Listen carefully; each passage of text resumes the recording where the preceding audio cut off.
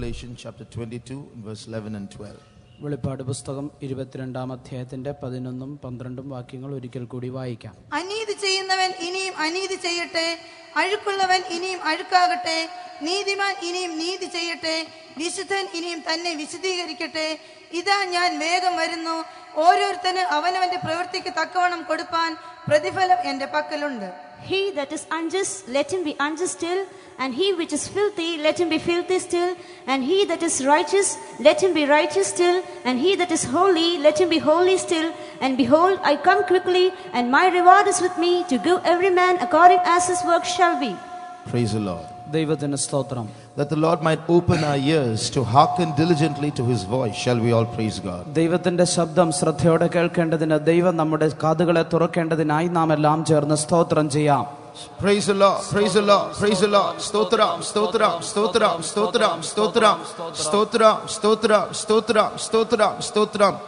As most of you will already know, the Bible studies being conducted these days is under the central theme spiritual war. നിങ്ങൾ എല്ലാവർക്കും തന്നെ അറിയാവുന്നതുപോലെ ഈ വേദപാഠ ക്ലാസുകൾ നടത്തപ്പെടുന്നത് ആത്മീയ യുദ്ധം എന്നുള്ള ഒരു പേരിലാണ്. For those who have come only today, I'll briefly take you through what we have been seeing during the past 2 days. ഇന്ന് കടന്നു വന്നവർക്കായി കഴിഞ്ഞ 2 ദിവസങ്ങളിൽ നാം കടന്നുപോയ ഭാഗങ്ങളിലൂടെ ഒരിക്കൽ കൂടി ചുരുക്കമായി കടന്നു പോകാം. Warfare is taking place at a two-fold level in our lives. നമ്മുടെ ജീവിതത്തിൽ യുദ്ധം എന്നുള്ളത് 2 ഘട്ടങ്ങളിലായി 2 നിലയിലായി നടക്കുന്നു. Basically, at one level, we are all facing war personally. അടിസ്ഥാനപരമായി നാം എല്ലാം നമ്മുടെ ജീവിതത്തിൽ വ്യക്തിപരമായ പോരാട്ടങ്ങൾ, യുദ്ധങ്ങൾ നേരിടുന്നു. They are the daily trials of life. അത് നമ്മുടെ ജീവിതത്തിന്റെ ദൈനംദിന പരീക്ഷകളാണ്. But then there's another war coming soon before Jesus comes, where we all have to collectively get together and wage that warfare. കർത്താവായ യേശുക്രിസ്തുവിന്റെ വരവിന് മുമ്പായിട്ടുള്ള ഒരു വലിയ യുദ്ധം വരുന്നുണ്ട്. ആ യുദ്ധത്തിൽ നാം എല്ലാവരും ഒന്ന് ചേർന്ന് ഒന്നായി യുദ്ധം ചെയ്യേണ്ടിയിരിക്കുന്നു. We saw many verses from the Bible that prove that there's a war coming for all children of God who stand for the truth. സത്യത്തിന് വേണ്ടി നിലനിൽക്കുന്ന ദൈവമക്കൾക്ക് എല്ലാവർക്കുമായി ഒരു വലിയ യുദ്ധം വരുന്നു എന്നുള്ളതിനെ കുറിച്ച് തെളിയിക്കേണ്ടതിനായി പല വാക്യങ്ങൾ നാം കണ്ടു കഴിഞ്ഞുവല്ലോ. And the second day we also saw what is happening around this world and how we are having to face that oncoming war. രണ്ടാമത്തെ ദിവസം എന്താണ് ഈ നമ്മുടെ ചുറ്റുപാടുമുള്ള ലോകത്തിൽ നടക്കുന്നതെന്നും എങ്ങനെയാണ് ആ വന്നുകൊണ്ടിരിക്കുന്ന യുദ്ധത്തെ നാം നേരിടേണ്ടത് എന്നുള്ളതിനെ കുറിച്ച് നാം കണ്ടു. How all the crores of people in this world are facing a great deception in their life. They're going to believe a lie. ഈ ലോകത്തിലുള്ള കോടാനുകോടി ജനങ്ങൾ അവരുടെ ജീവിതത്തിൽ ഒരു വഞ്ചനയിലൂടെ കടന്നുപോയി ഒരു ഭോഷ്ക് വിശ്വസിക്കുമാറാക്കിയിരിക്കുന്നു. That's why when Jesus spoke about the last days in his long talk, he said, the first thing he said, take heed lest any man deceive you. അവസാന നാളുകളെ കുറിച്ചുള്ള കർത്താവായ യേശുക്രിസ്തുവിന്റെ വലിയ പ്രസംഗത്തിന് മുമ്പ് ആമുഖമായി താൻ പറയുന്നത് ആരും നിങ്ങളെ വഞ്ചിപ്പാതിരിപ്പാൻ ശ്രദ്ധിച്ചുകൊള്ളുവിൻ എന്നാണ്.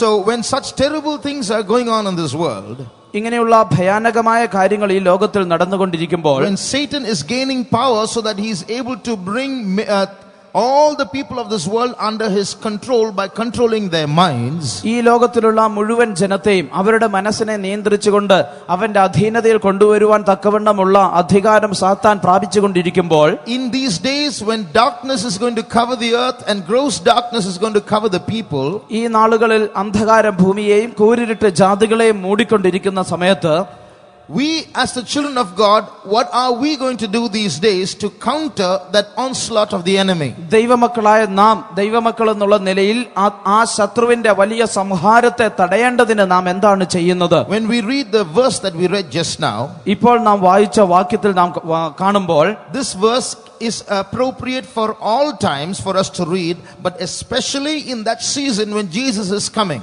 ഈ വേദവചനം നമുക്ക് നമ്മുടെ ജീവിതത്തിൽ ഏത് കാലഘട്ടത്തിലും നമുക്ക് യോജിച്ചതാണെങ്കിലും പ്രത്യേകിച്ച് കർത്താവിന്റെ വരവിന് അടുത്തിരിക്കുന്ന സമയത്ത് ഇത് ഏറ്റവും യോജിച്ചതായിരിക്കുന്നു. That's why he that is holy, let him be holy still. He that is filthy, let him be filthy still.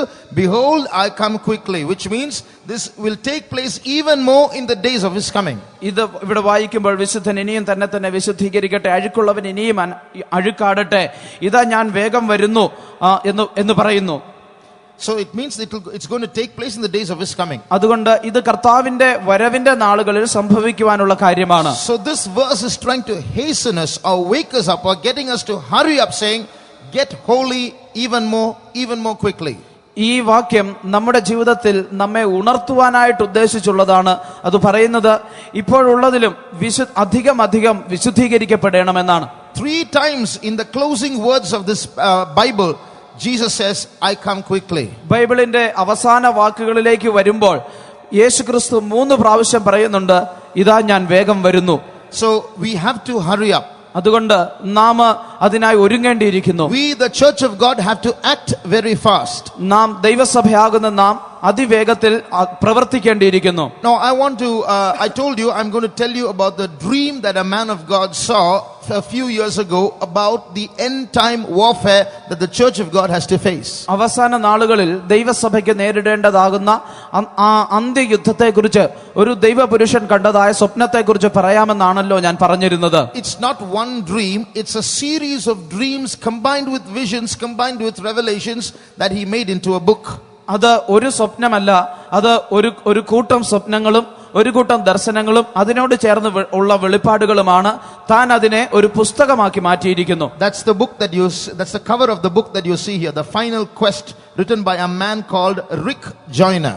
Rick Joyner എന്നു പേരുള്ള ഒരു മനുഷ്യൻ എഴുതിയ ഫൈനൽ ക്വസ്റ്റ് അല്ലെങ്കിൽ അവസാന ലക്ഷ്യത്തിലേക്കുള്ള യാത്ര എന്നുള്ള പുസ്തകത്തിന്റെ പുറംചട്ടയാണ് നിങ്ങൾ അവിടെ കണ്ടത്. So there he describes what he saw as he spent many days in the presence of God. He saw visions and dreams and received revelations from God. Collectively he put them down into one book and wrote them. താൻ അതിനെക്കുറിച്ച് പറഞ്ഞത്, താൻ അനേക ദിവസങ്ങൾ ദൈവസന്നിധിയിൽ ചെലവഴിച്ചിട്ട് അനേക സ്വപ്നങ്ങളും ദർശനങ്ങളും വെളിപ്പാടുകളും പ്രാപിച്ച് അവയെല്ലാം കൂടെ ചേർത്ത് ഒരു പുസ്തക രൂപത്തിലാക്കിയിരിക്കുന്നു എന്നാണ്. And in that book he says there's a big war coming. ആ പുസ്തകത്തിൽ താൻ പറയുന്നത് ഒരു വലിയ യുദ്ധം വരുന്നു എന്നാണ്. It's a huge army of Satan is coming against the people of God. സാത്താന്റെ ഒരു വലിയ സൈന്യം ദൈവമക്കൾക്ക് വിരോധമായി വരുന്നു. And when he says this warfare of Satan is against a particular move by God to bring many souls into his fold. ദൈവത്തിന്റെ കൂട്ടത്തിലേക്ക് അനേക ആത്മാക്കളെ കൊണ്ടുവരുവാനുള്ള ദൈവത്തിന്റെ പ്രത്യേക പദ്ധതിക്ക് വിരോധമായിട്ടാണ് സാത്താന്റെ ഈ പ്രവർത്തനം. I told you spiritual warfare is a struggle between the plan of God and any other plan. ആത്മീയ യുദ്ധം എന്ന് പറയുമ്പോൾ ഞാൻ പറഞ്ഞുവല്ലോ, അത് ദൈവത്തിന്റെ പദ്ധതിയും മറ്റേതൊരു പദ്ധതിയും തമ്മിലുള്ള ഒരു പോരാട്ടമാണ്. So here is a move from Satan standing against the plan of God about the last days. ഇവിടെ അവസാന നാളുകളിൽ ദൈവത്തിനുള്ള പദ്ധതിക്ക് വിരോധമായി നിൽക്കുന്ന സാത്താന്റെ പ്രവൃത്തിയെ കാണുന്നു. So when you study this dream or study the way the war is placed and how the two enemies meet, there you can divide the Christians in that scene into 4 parts. ആ സ്വപ്നത്തിൽ രണ്ട് കൂട്ടർ ആ ശത്രുക്കൾ തമ്മിൽ മുഖാമുഖം കണ്ട് യുദ്ധം തുടങ്ങുന്ന ആ സാഹചര്യം വരുമ്പോൾ ആ സാഹചര്യം പരിശോധിച്ചാൽ ക്രിസ്ത്യാനികളെ 4 കൂട്ടമായിട്ട് തിരിക്കുവാൻ കഴിയുന്നു. According to the dream, the Christians can be divided into 4 parts. ആ സ്വപ്നപ്രകാരം ക്രിസ്ത്യാനികളെ 4 ആയിട്ട് തരംതിരിക്കാം. 2 of them are on the wrong side, as though they are part of Satan's army. അതിൽ 2 കൂട്ടർ അതിന്റെ തെറ്റായ വശത്ത് അല്ലെങ്കിൽ സാത്താന്റെ സൈന്യത്തോട് ചേർന്ന പോലെയാണ്. And 2 of those groups are in God's army. അതിൽ 2 ഭാഗം ദൈവത്തിന്റെ സൈന്യത്തോടു കൂടെയാണ്.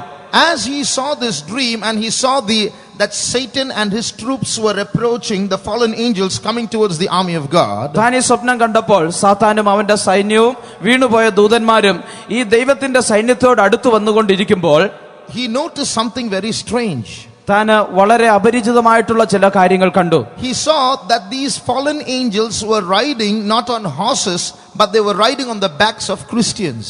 താൻ കണ്ടപ്പോൾ ഈ വീണുപോയ ദൂതന്മാർ അവർ കുതിരപ്പുറത്ത് കയറിയല്ല ഓടിച്ചു വന്നത്, എന്നാൽ ക്രിസ്ത്യാനികളുടെ പുറത്ത് കയറിയാണ് അവർ ഓടിച്ചു വന്നത്. In other words, these fallen angels were using Christians sitting on their back to fight against God and his army. മറ്റൊരു വിധത്തിൽ പറഞ്ഞാൽ ഈ വീണുപോയ ദൂതന്മാർ ക്രിസ്ത്യാനികളുടെ പുറത്ത് കയറി അവരെ ഉപയോഗിച്ചാണ് ദൈവസൈന്യത്തിന് വിരോധമായി പോരാടിയത്. In other words, in the last days, many Christians are going to be on the side of Satan against God. അതിന്റെ അർത്ഥം അവസാന നാളുകളിൽ അനേക ക്രിസ്ത്യാനികൾ സാത്താന്റെ പക്ഷം ചേർന്ന് ദൈവത്തിന് വിരോധമാകും. If you read from 2 Thessalonians chapter 2 and read verse 3. തെസ്സലോനിക്കർക്ക് എഴുതിയ രണ്ടാമത്തെ ലേഖനം 2-ാം അധ്യായത്തിന്റെ 3-ാം വാക്യം തൊട്ട് വായിക്കുമ്പോൾ, ആരും ഏത് വിധേനയും നിങ്ങളെ ചതിക്കരുത്. ആദ്യമേ വിശ്വാസത്യാഗം സംഭവിക്കുകയും നാശയോഗ്യനും അധർമ്മമൂർത്തിയുമായവൻ വെളിപ്പെടുകയും വേണം. Here, in English, please. Let no man deceive you by any means, for that day shall not come except there come a falling away first, and that man of sin be revealed, the son of perdition. Here we read of something called a great falling away. ഇവിടെ നാം വായിക്കുമ്പോൾ വീണുപോകുന്ന വിശ്വാസത്യാഗത്തിന്റെ അനുഭവത്തെ കുറിച്ച് എഴുതിയിരിക്കുന്നു. So, which means many people are going to fall away in the sense that they are going to join the side of Satan and be used by Satan against God. ഇവിടെ അനേകർ വീണുപോകും, അല്ലെ വിശ്വാസത്യാഗം സംഭവിക്കുമെന്ന് പറയുമ്പോൾ അനേകർ സാത്താന്റെ പക്ഷം ചേർന്ന് ദൈവത്തിന് വിരോധമായി തീരും എന്നാണ്. Now you look at this, the people of the Council of Foreign Relations that I spoke of yesterday. ഇന്നലെ ഞാൻ പറഞ്ഞതായ വിദേശകാര്യ കാര്യങ്ങളുടെ സംഘടനയിലുള്ള മനുഷ്യരുടെ പടം നോക്കുക. One man's name is John. ഒരാളുടെ പേര് ജോൺ എന്നാണ്. Another man's name is Joseph. മറ്റൊരാളുടെ പേര് ജോസഫ് എന്നാണ്. Another man's name is Christopher. മറ്റൊരാളുടെ പേര് ക്രിസ്റ്റഫർ എന്നാണ്. And you have Thompson. അവിടെ തോംസൺ ഉണ്ട്. So all of them have Christian names. അവർക്കെല്ലാം ക്രിസ്തീയ പേരാണുള്ളത്. But they are part of that small group of people who are taking measures to control this whole world. എന്നാൽ അവർ ഈ മുഴു ലോകത്തെ നിയന്ത്രിക്കുവാനുള്ള കാര്യങ്ങൾ ഒരുക്കിക്കൊണ്ടിരിക്കുന്ന ചെറിയ കൂട്ടം ജനത്തിന്റെ ഭാഗമാണ്. They are all promoters of the one world government. ഏക ലോക ഗവൺമെന്റിന്റെ അതിനെ ഉയർത്തിപ്പിടിക്കുന്നവരാണ് ഇവർ ഓരോരുത്തരും. In other words, when that one world tyrant or ruler or dictator comes to rule the world, these people are going to join him. മറ്റൊരു വിധത്തിൽ പറഞ്ഞാൽ ഈ ലോകം മുഴുവൻ ഭരിക്കേണ്ടതിന് ഒരു ഏകാധിപതി വരുമ്പോൾ ഈ മനുഷ്യർ അവനോട് ചേരുവാൻ പോകുന്നു. So here is a group of Christians who are joining the enemy against the army of God. ഇവിടെ ശത്രുവിന്റെ പക്ഷം ചേർന്ന് ദൈവത്തിന്റെ സൈന്യത്തിന് വിരോധമായി തീരുന്ന ഒരു കൂട്ടം ക്രിസ്ത്യാനികളെ കാണാം. Consider some more names. ചില പേരുകൾ കൂടി നമുക്ക് നോക്കാം. Charles Darwin. Charles Darwin. He was a Christian. താൻ ഒരു ക്രിസ്ത്യാനിയായിരുന്നു. And his wife was a Christian. തന്റെ ഭാര്യയും ഒരു ക്രിസ്ത്യാനിയായിരുന്നു. But when his 9-year-old daughter died, her name was Annie. When she died, എന്നാൽ തന്റെ 9 വയസ്സുള്ള ആനി എന്നു പേരുള്ള തന്റെ മകൾ മരിച്ചപ്പോൾ he fell away from the faith.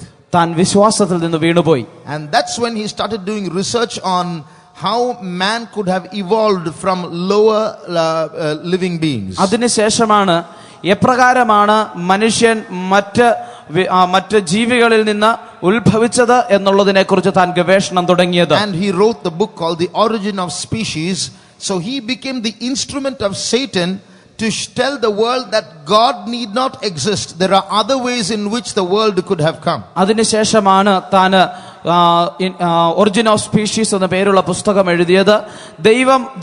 മനുഷ്യൻ ഉണ്ടാകുവാൻ ദൈവം ആവശ്യമില്ല എന്നുള്ള ഒരു സിദ്ധാന്തത്തിലേക്ക് കടന്നു വന്നത്. Look at the names: Richard Dawkins, Michael Shermer, Daniel Dennett.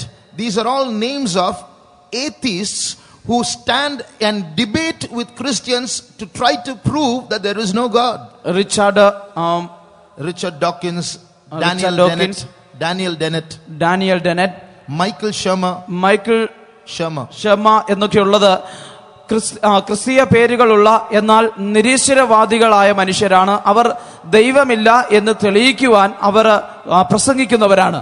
So they argue with Christians and prove that there is no God. ദൈവമില്ല എന്ന് ക്രിസ്ത്യാനികളോട് വാദിച്ച് അവരത് തെളിയിക്കുന്നു. So it's not just falling away, it's joining the side of the adversary. Satan is sitting on their backs and fighting against the army of God. അത് നോക്കുമ്പോൾ വെറുതെ വീണു പോകുക എന്നുള്ള അവസ്ഥയല്ല. അവർ ശത്രുവിന്റെ പക്ഷം ചേരുന്നു, അല്ലെങ്കിൽ സാത്താൻ അവരുടെ പുറത്തിരുന്ന് അവരെയാണ് ഓടിച്ചുകൊണ്ട് വരുന്നത്. On the 28th of June 2006, 2006 June 28-ാം തീയതി Barack Obama made a statement in a speech. Barack Obama തന്റെ പ്രസംഗത്തിൽ ഒരു പ്രസ്താവന നടത്തി. He said, "We are no longer a Christian nation." നാം ഇനി മുതൽ ഒരു ക്രിസ്തീയ രാജ്യമല്ല. So America is no longer a Christian nation. America ഇപ്പോൾ ഒരു ക്രിസ്തീയ രാജ്യമല്ല. Do you know England is not a Christian country? England ഇപ്പോൾ ഒരു ക്രിസ്തീയ രാജ്യമല്ല. These were Christian nations but no longer Christian. എന്നാൽ ഇവ ഒരു കാലത്ത് ക്രിസ്തീയ രാജ്യങ്ങളായിരുന്നു, ഇപ്പോഴങ്ങനെയല്ല. If you stand on the road in England and preach about Jesus, they will accuse you of preaching hatred. ഇംഗ്ലണ്ടിലെ ഒരു തെരുവിൽ നിന്നുകൊണ്ട് യേശുവിനെ കുറിച്ച് നിങ്ങൾ പ്രസംഗിക്കുന്നുവെങ്കിൽ നിങ്ങൾ വെറുപ്പ് പ്രസംഗിക്കുന്നു എന്ന് അവർ നിങ്ങളുടെ മേൽ കുറ്റം ആരോപിക്കും. You know why? എന്തുകൊണ്ടെന്നറിയുമോ? Because everything is one. We are all the same. Every religion is the same. There's nothing called the truth.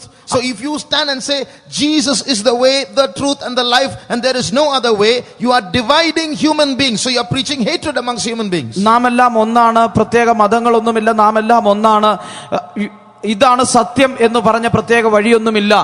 എന്നാൽ നിങ്ങൾ നിന്നുകൊണ്ട് യേശുവാണ് വഴിയും സത്യവും ജീവനും എന്ന് പ്രസംഗിക്കുമ്പോൾ അതിന്റെ അർത്ഥം നിങ്ങൾ ജനത്തിനിടയിൽ ഭിന്നത നിങ്ങൾ പ്രസംഗിക്കുകയാണ്, അതായത് വെറുപ്പ് നിങ്ങൾ സൃഷ്ടിക്കുകയാണ് എന്നാണ്. In other words, when the whole world is trying to preach a one word, bring a one world religion, one word government, world peace, world unity, you are saying no, that's not the way. Jesus is the way. It means you are dividing. മുഴു ലോകവും ഒന്നു ചേർന്ന് ഒരു ഏകലോക സംവിധാനത്തിന്, അങ്ങനെയുള്ള ഒരു ഏകലോക മതത്തിന് വേണ്ടി പരിശ്രമിച്ചു കൊണ്ടിരിക്കുമ്പോൾ ഇപ്പോൾ നിങ്ങൾ നിന്നുകൊണ്ട് അങ്ങനെയല്ല, ഇതാണ് ശരിയായ വഴി, സത്യം ഇതാണ് എന്ന് പറയുമ്പോൾ അതിന്റെ അർത്ഥം നിങ്ങൾ ഭിന്നത പ്രസംഗിക്കുന്നവരാണ്, പക പ്രചരിപ്പിക്കുന്നവരാണ്. So as the Bible has predicted and as this man of God saw in his dream, the adversary is sitting on the backs of many Christians to work against the truth of God. വേദപുസ്തകം പ്രവചിച്ചതുപോലെ ഈ ദൈവപുരുഷൻ കണ്ടതുപോലെ ശത്രു മനുഷ്യരുടെ പുറത്ത് കയറി ദൈവത്തിന് വിരോധമായി പ്രവർത്തിക്കുന്നു. Then he saw another group of people. താൻ അതിനുശേഷം മറ്റൊരു കൂട്ടം മനുഷ്യരെ കണ്ടു. Behind, as the second part of the army, he saw in the rear part of Satan's army many Christians were prisoners. They were all bound and chained and being carried in the rear part of the army of Satan. സാത്താന്റെ സൈന്യത്തിന്റെ പിൻഭാഗത്ത് നോക്കുമ്പോൾ അനേക ക്രിസ്ത്യാനികളെ ബന്ധിച്ച് ആ സൈന്യത്തിന്റെ പുറകെ കൊണ്ടുവരുന്നതായിട്ട് കണ്ടു. Once upon a time they were part of the army of God, but they got captured and they got bound, and now they are on the side of the army. They are bound and being taken in the army of Satan. ഒരിക്കൽ അവർ ദൈവത്തിന്റെ സൈന്യത്തിലായിരുന്നു, എന്നാൽ അവർ കീഴടക്കപ്പെട്ട് അവർ ബന്ധിക്കപ്പെട്ട് ഇപ്പോൾ സാത്താന്റെ സൈന്യത്തോട് ചേർന്ന് അതിന്റെ പിൻഭാഗത്തായി അവനോട് കൂടെ കൊണ്ടുവരികയാണ്. Now Satan is not sitting on their backs and using them. സാത്താൻ അവരുടെ പുറത്ത് കയറിയിരുന്ന് അവരെ ഉപയോഗിക്കുന്നില്ല. So these people are not anti-Christian. ഈ മനുഷ്യർ ക്രിസ്ത്യാനികൾക്കെതിരായുള്ളവരല്ല. But somehow they have allowed Satan to take their souls and bind them. So they are now slaves to certain kinds of sins in their lives. ഈ മനുഷ്യർ സാത്താന് അവരുടെ ജീവിതത്തിൽ അവരുടെ ആത്മാവിനെ പിടിച്ചടക്കിയിട്ട് അവരെ നിയന്ത്രിക്കുവാൻ, അല്ല അവരെ അധീനതയിലേക്ക് കൊണ്ടുവരുവാൻ അനുവദിച്ച് ഇപ്പോൾ ചില പാപങ്ങളാൽ ബന്ധിക്കപ്പെട്ട അവസ്ഥയിൽ കാണപ്പെടുന്നു. These are people who once upon a time were children of God but now have gone into backsliding in their lives. ഇവർ ഒരിക്കൽ ദൈവത്തിന്റെ മക്കളായിരുന്നവരാണ്, എന്നാൽ ഇപ്പോൾ പിന്മാറ്റത്തിലേക്ക് പോയിരിക്കുന്നു. They may be going to church, they may not be going to church, but they are slaves to certain sins. അവർ ഒരുപക്ഷെ സഭയിൽ പോകുന്നുണ്ടായിരിക്കാം, ഇല്ലായിരിക്കാം, എങ്ങനെയും അവർ ചില പാപങ്ങൾക്ക് അടിമകളായിരിക്കുന്നു. So in that state they are not able to worship God properly. They are not able to have a clean conscience before God, and they have been bound by the adversary. അവർക്ക് ആ അവസ്ഥയിൽ ദൈവത്തെ ആരാധിക്കുവാൻ കഴിയുന്നില്ല, ദൈവം മുമ്പാകെ നല്ല മനസ്സാക്ഷി സൂക്ഷിക്കുവാൻ കഴിയുന്നില്ല, അവർ പാപത്തിന് അടിമയായി ബന്ധിക്കപ്പെട്ടിരിക്കുന്നു. Another thing that he noticed in the dream was there were vultures hovering around this rear part of Satan's army where the captives were, and every now and then those vultures would vomit something on those captives. താൻ കണ്ട സ്വപ്നത്തിൽ താൻ കണ്ടത് ഈ സാത്താന്റെ സൈന്യത്തിന്റെ പുറകിൽ കടന്നു വരുന്ന ആ ബന്ധിക്കപ്പെട്ട മനുഷ്യരോടൊപ്പം അവരുടെ മുകളിലായി വലിയ കഴുകന്മാർ പറന്നുകൊണ്ടിരുന്നു. ആ കഴുകന്മാർ എപ്പോഴും അവയുടെ വായിൽ നിന്ന് എന്തോ ഈ ബന്ധിക്കപ്പെട്ടവരുടെ മേൽ ഛർദ്ദിച്ചു കൊണ്ടിരുന്നു. And he said the name of that vomit was called condemnation. താൻ പറഞ്ഞത് ആ കഴുകന്മാർ ഛർദ്ദിച്ച ആ ഛർദ്ദിയുടെ പേര് കുറ്റം വിധിക്കുക, ന്യായം വിധിക്കുക എന്നാണ്. So although these people wanted to fight against, they had swords in their hands, these people. ഈ മനുഷ്യർക്ക് അവരുടെ കയ്യിൽ വാളുകൾ ഉണ്ടായിരുന്നു. and they could fight if they wanted to. അവർക്ക് ആവശ്യമെങ്കിൽ വേണമെങ്കിൽ അവർക്ക് യുദ്ധം ചെയ്യാമായിരുന്നു. But whenever this vomit fell on their heads, they would lose all their strength and succumb to the enemy. എന്നാൽ ഈ ഛർദി അവരുടെ തലയിൽ വീഴുമ്പോൾ അവരുടെ ശക്തിയെല്ലാം ക്ഷയിച്ച് അവർ ശത്രുവിന്റെ അധീനതയിലാകും. So every time the adversary would take their captivity or their sin and show it to them, and they would lose their strength to fight back. ഓരോ പ്രാവശ്യവും ശത്രു അവരെ ബന്ധിച്ചിരിക്കുന്ന പാപം എടുത്ത് അവർക്ക് പോരാടാൻ കഴിയാതെ വണ്ണം അവരെ ആക്കുന്നു. So this is the condemnation that Satan puts into the captives, those who have fallen to sin once again. ഒരിക്കൽ കൂടി പാപത്തിന്റെ അധീനതയിലേക്ക് വീണു പോയവരുടെ മേൽ സാത്താൻ കൊണ്ടുവരുന്ന ന്യായവിധി കുറ്റം ചാർത്തുന്ന അനുഭവമാണ് അത് കാണിക്കുന്നത്. There might be some sitting in this place, you may be a Christian, you may have had a salvation experience once upon a time, but then a backsliding has taken place in your life. You are a slave to many evils. ഇവിടെ ഒരുപക്ഷെ നിങ്ങൾ ഇവിടെ ആയിരിക്കുന്നത് ഒരു കാലത്ത് നിങ്ങൾ രക്ഷയുടെ അനുഭവം പ്രാപിച്ചവരായിരിക്കാം. എന്നാൽ ഏതോ ചില പാപത്തിന്റെ അധീനതയിൽ വന്ന് നിങ്ങൾ പാപത്തിന്റെ അടിമത്തത്തിലേക്ക് പോയിരിക്കുന്ന അവസ്ഥയിലായിരിക്കാം. You were once hot for God. ഒരിക്കൽ നിങ്ങൾ ദൈവത്തിന് വേണ്ടി തീഷ്ണതയുള്ളവരായിരുന്നു. But something happened in your life and you have lost your anointing. എന്നാൽ നിങ്ങളുടെ ജീവിതത്തിൽ എന്തോ ചിലത് സംഭവിച്ച് നിങ്ങളുടെ അഭിഷേകം നഷ്ടപ്പെട്ടു പോയി. Maybe you cannot tell others what's happened in your life, but you're coming to church but you are sitting silent. The old fervor, the old heat has gone. നിങ്ങൾ ഒരുപക്ഷെ സഭയിൽ വരുന്നുണ്ടായിരിക്കാം. നിങ്ങളുടെ അവസ്ഥ നിങ്ങൾക്ക് മറ്റുള്ളവരോട് പറയുവാൻ കഴിയാത്ത സാഹചര്യമായിരിക്കാം. എന്നാൽ നിങ്ങൾക്കുണ്ടായിരുന്ന ആ പഴയ അനുഭവം, ആ പഴയ തീഷ്ണത നഷ്ടപ്പെട്ടു പോയിരിക്കുന്നു. But when Jesus came, you know what he said? എന്നാൽ യേശു വന്നപ്പോൾ താൻ എന്താണ് പറഞ്ഞതെന്ന് അറിയുമോ? A bruised reed shall he not break, a smoking flax shall he not quench. ചതഞ്ഞ ഓട അവൻ ഒടിക്കുകയില്ല, പുകയുന്ന തിരി കെടുത്തു കളയുകയില്ല. Look at that word, smoking flax. പുകയുന്ന തിരി എന്നുള്ള ആ വാക്ക് ശ്രദ്ധിക്കുക. The fire has gone out. അതിന്റെ തീ കെട്ടുപോയിരിക്കുന്നു. When you blow a candle, ഒരു മെഴുകുതിരി കത്തിക്കുമ്പോൾ, when you blow on it, അതിൽ നിങ്ങൾ ഊതുമ്പോൾ the fire goes out. അതിന്റെ തീ കെട്ടുപോകുന്നു. You'll have a red spot on the tip of the wick and then you'll have a lot of smoke. അതിന്റെ തിരിയുടെ അറ്റത്ത് ഒരു ചുമന്ന ഒരു ഭാഗം കാണും, കുറെ പുകയും അവിടെ നിന്ന് വരുന്നത് കാണാം. That's called smoking flax. അതാണ് പുകയുന്ന തിരി. So now the fire has gone out, only smoke. Any moment, even that fire, that little red spot is going to disappear. തീ നേരത്തെ തന്നെ കെട്ടുപോയിരിക്കുന്നു. ഏത് നിമിഷവും ആ ചുവന്ന കളറിലുള്ള പുകയുന്ന അനുഭവം കൂടി നഷ്ടപ്പെട്ടേക്കാം. But Jesus said, even that smoking flax I will not quench. എന്നാൽ യേശു പറഞ്ഞത് ആ പുകയുന്ന തിരി പോലും ഞാൻ കെടുത്തു കളയുകയില്ല എന്നാണ്. So if you are struggling with any sin in your life and you feel you have gone into backsliding, നിങ്ങളുടെ ജീവിതത്തിൽ ഏതെങ്കിലും ഒരു പാപത്തോട് പോരാടിയിട്ട് പിന്മാറ്റത്തിന്റെ അവസ്ഥയിലേക്ക് കടന്നു പോയിരിക്കുന്നുവെങ്കിൽ, let me tell you, it is Satan that is condemning you. Jesus wants to deliver you out of your backslidden state. ഞാൻ നിങ്ങളോട് പറയട്ടെ, സാത്താനാണ് നിങ്ങളെ കുറ്റം വിധിച്ചുകൊണ്ടിരിക്കുന്നത്.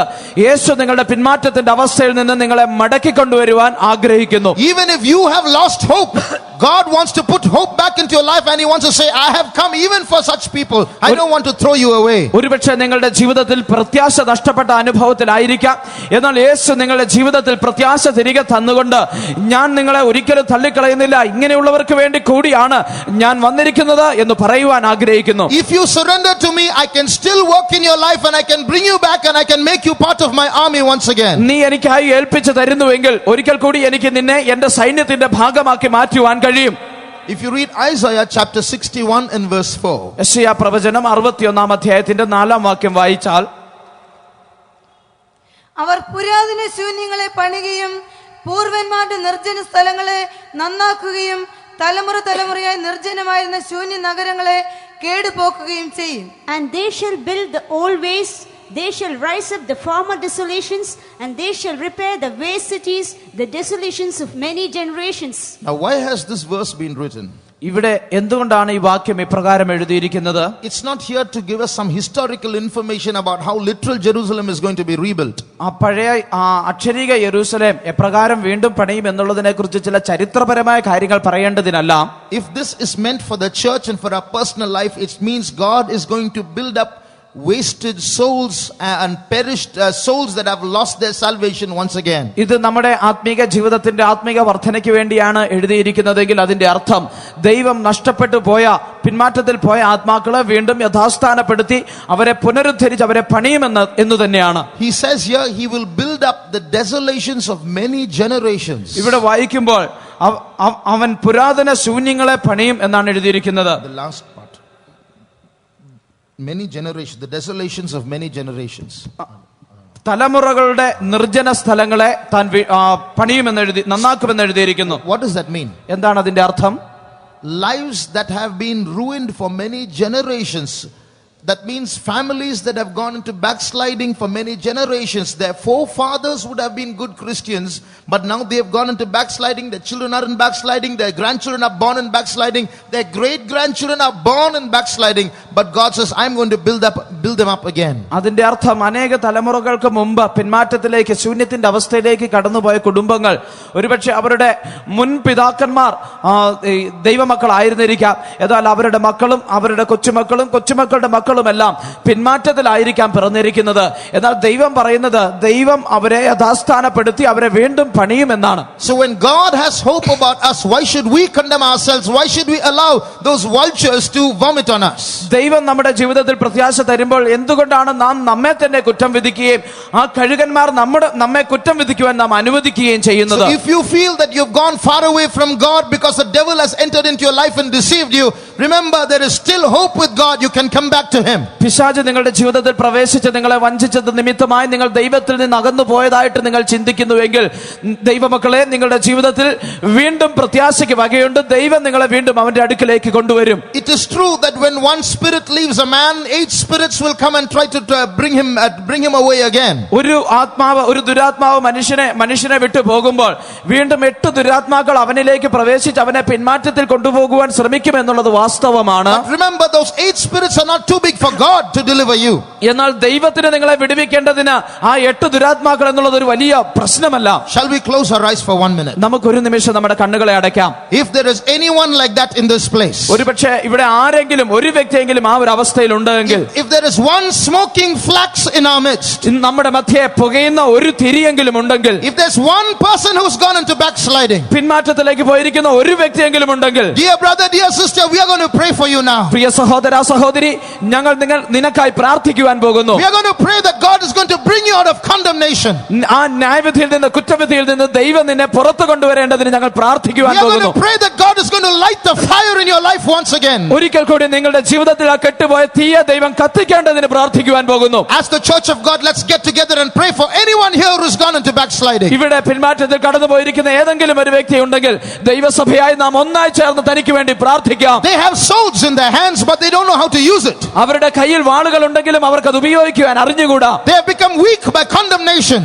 കുറ്റവിധിയാൽ അവർ ബലഹീനരായി തീർന്നിരിക്കുന്നു. But the Lord should bring them out of condemnation. എന്നാൽ ദൈവം അവരെ ആ കുറ്റവിധിയിൽ നിന്ന് അവരെ വിടുവിച്ചു കൊണ്ടുവരണം. The Lord should help them to join the army of God once again. ഒരിക്കൽ കൂടി ദൈവത്തിന്റെ സൈന്യത്തോട് ചേരുവാൻ ദൈവം അവരെ സഹായിക്കണം. 1 minute, shall we lift up our voices and start praying for them? ഒരു നിമിഷം നമ്മുടെ ശബ്ദമുയർത്തി നമുക്ക് അവർക്ക് വേണ്ടി പ്രാർത്ഥിക്കാം. Maybe they have not come here. ഒരുപക്ഷെ അവരിവിടെ വന്നിട്ടില്ലായിരിക്കാം. Maybe they are not coming to this meeting. ഒരുപക്ഷെ അവർ ഈ കൂട്ടത്തിന് വന്നിട്ടില്ലായിരിക്കാം. Maybe they have lost interest in these meetings. ഒരുപക്ഷെ ഇങ്ങനെയുള്ള കൂട്ടങ്ങൾക്ക് അവരുടെ ആഗ്രഹം നഷ്ടപ്പെട്ടു പോയിരിക്കാം. But the Lord has not lost interest in them. എന്നാൽ ദൈവത്തിന് അവരിലുള്ള താല്പര്യം നഷ്ടപ്പെട്ടിട്ടില്ല. He who goes after the lost sheep is going after them now. അവസാനം നഷ്ടപ്പെട്ടു പോയ ആടിനെ തേടി പോകുന്ന യേശു അവരുടെ പിന്നാലെ പോകുന്നു. Now as we pray, നാം ഇപ്പോൾ പ്രാർത്ഥിക്കുമ്പോൾ believe that the power of God is going to touch them wherever they are. അവരെവിടെയാണെങ്കിലും ദൈവത്തിന്റെ ശക്തി അവരെ സന്ദർശിക്കുമെന്ന് നാം വിശ്വസിക്കുക. So let us pray with faith. നമുക്ക് വിശ്വാസത്തോടെ പ്രാർത്ഥിക്കാം. All those 8 spirits that are binding them should be bound in Jesus' name. അവരെ ബന്ധിച്ചിരിക്കുന്ന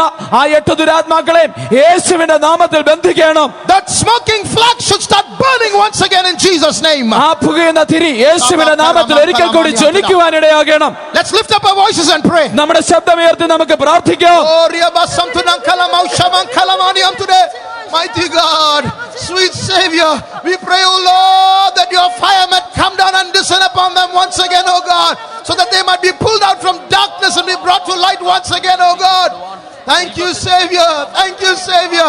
Mighty God, send forth thy power, send forth thy word, send forth thy fire, and bring them, oh Lord, into this marvelous marvelous light once again. Glorify thy name, O God. Glorify thy name. Praise you, Jesus. We praise you. We praise you. When I was ministering in a particular church, ഞാനൊരു പ്രത്യേക സഭയിൽ ശുശ്രൂഷ ചെയ്യുമ്പോൾ I asked some people there to take an account of all those who have stopped coming to church. സഭയിൽ വരുന്നത് നിർത്തിക്കളഞ്ഞവരുടെ എണ്ണം എടുക്കുവാൻ ഞാൻ അവരോട് ആവശ്യപ്പെട്ടു. When they took the account, അത് അവരുടെ എണ്ണം എടുത്തപ്പോൾ there were enough people who were not coming to church. If they came, they would themselves fill the church.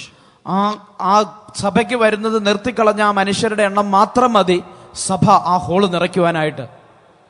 So we sometimes concentrate on new souls and believers but neglect those who have gone out. നാം പലപ്പോഴും പുതിയ ആത്മാക്കളെയും വിശ്വാസികളെ ശ്രദ്ധിക്കാറുണ്ട്, എന്നാൽ പിന്മാറ്റത്തിലേക്ക് പോകുന്നവരെ നാം പലപ്പോഴും ഉപേക്ഷിച്ച് കളയുന്നു. But Jesus loves them. എന്നാൽ യേശു അവരെ സ്നേഹിക്കുന്നു. God has heard our prayers. ദൈവം നമ്മുടെ പ്രാർത്ഥനകളെ കേട്ടിരിക്കുന്നു. God is going to reach out to them and bring them back in the days to come. ദൈവം അവരിലേക്ക് എത്തിച്ചേർന്ന് അവരെ ഈ വരുന്ന നാളുകളിൽ തിരികെ കൊണ്ടുവരും. Hallelujah. Hallelujah. Now then, in his dream, Rick Joyner in his dream saw a third group of people. തന്റെ സ്വപ്നത്തിൽ ഒരു മൂന്നാമതൊരു കൂട്ടം ജനത്തെ കണ്ടു.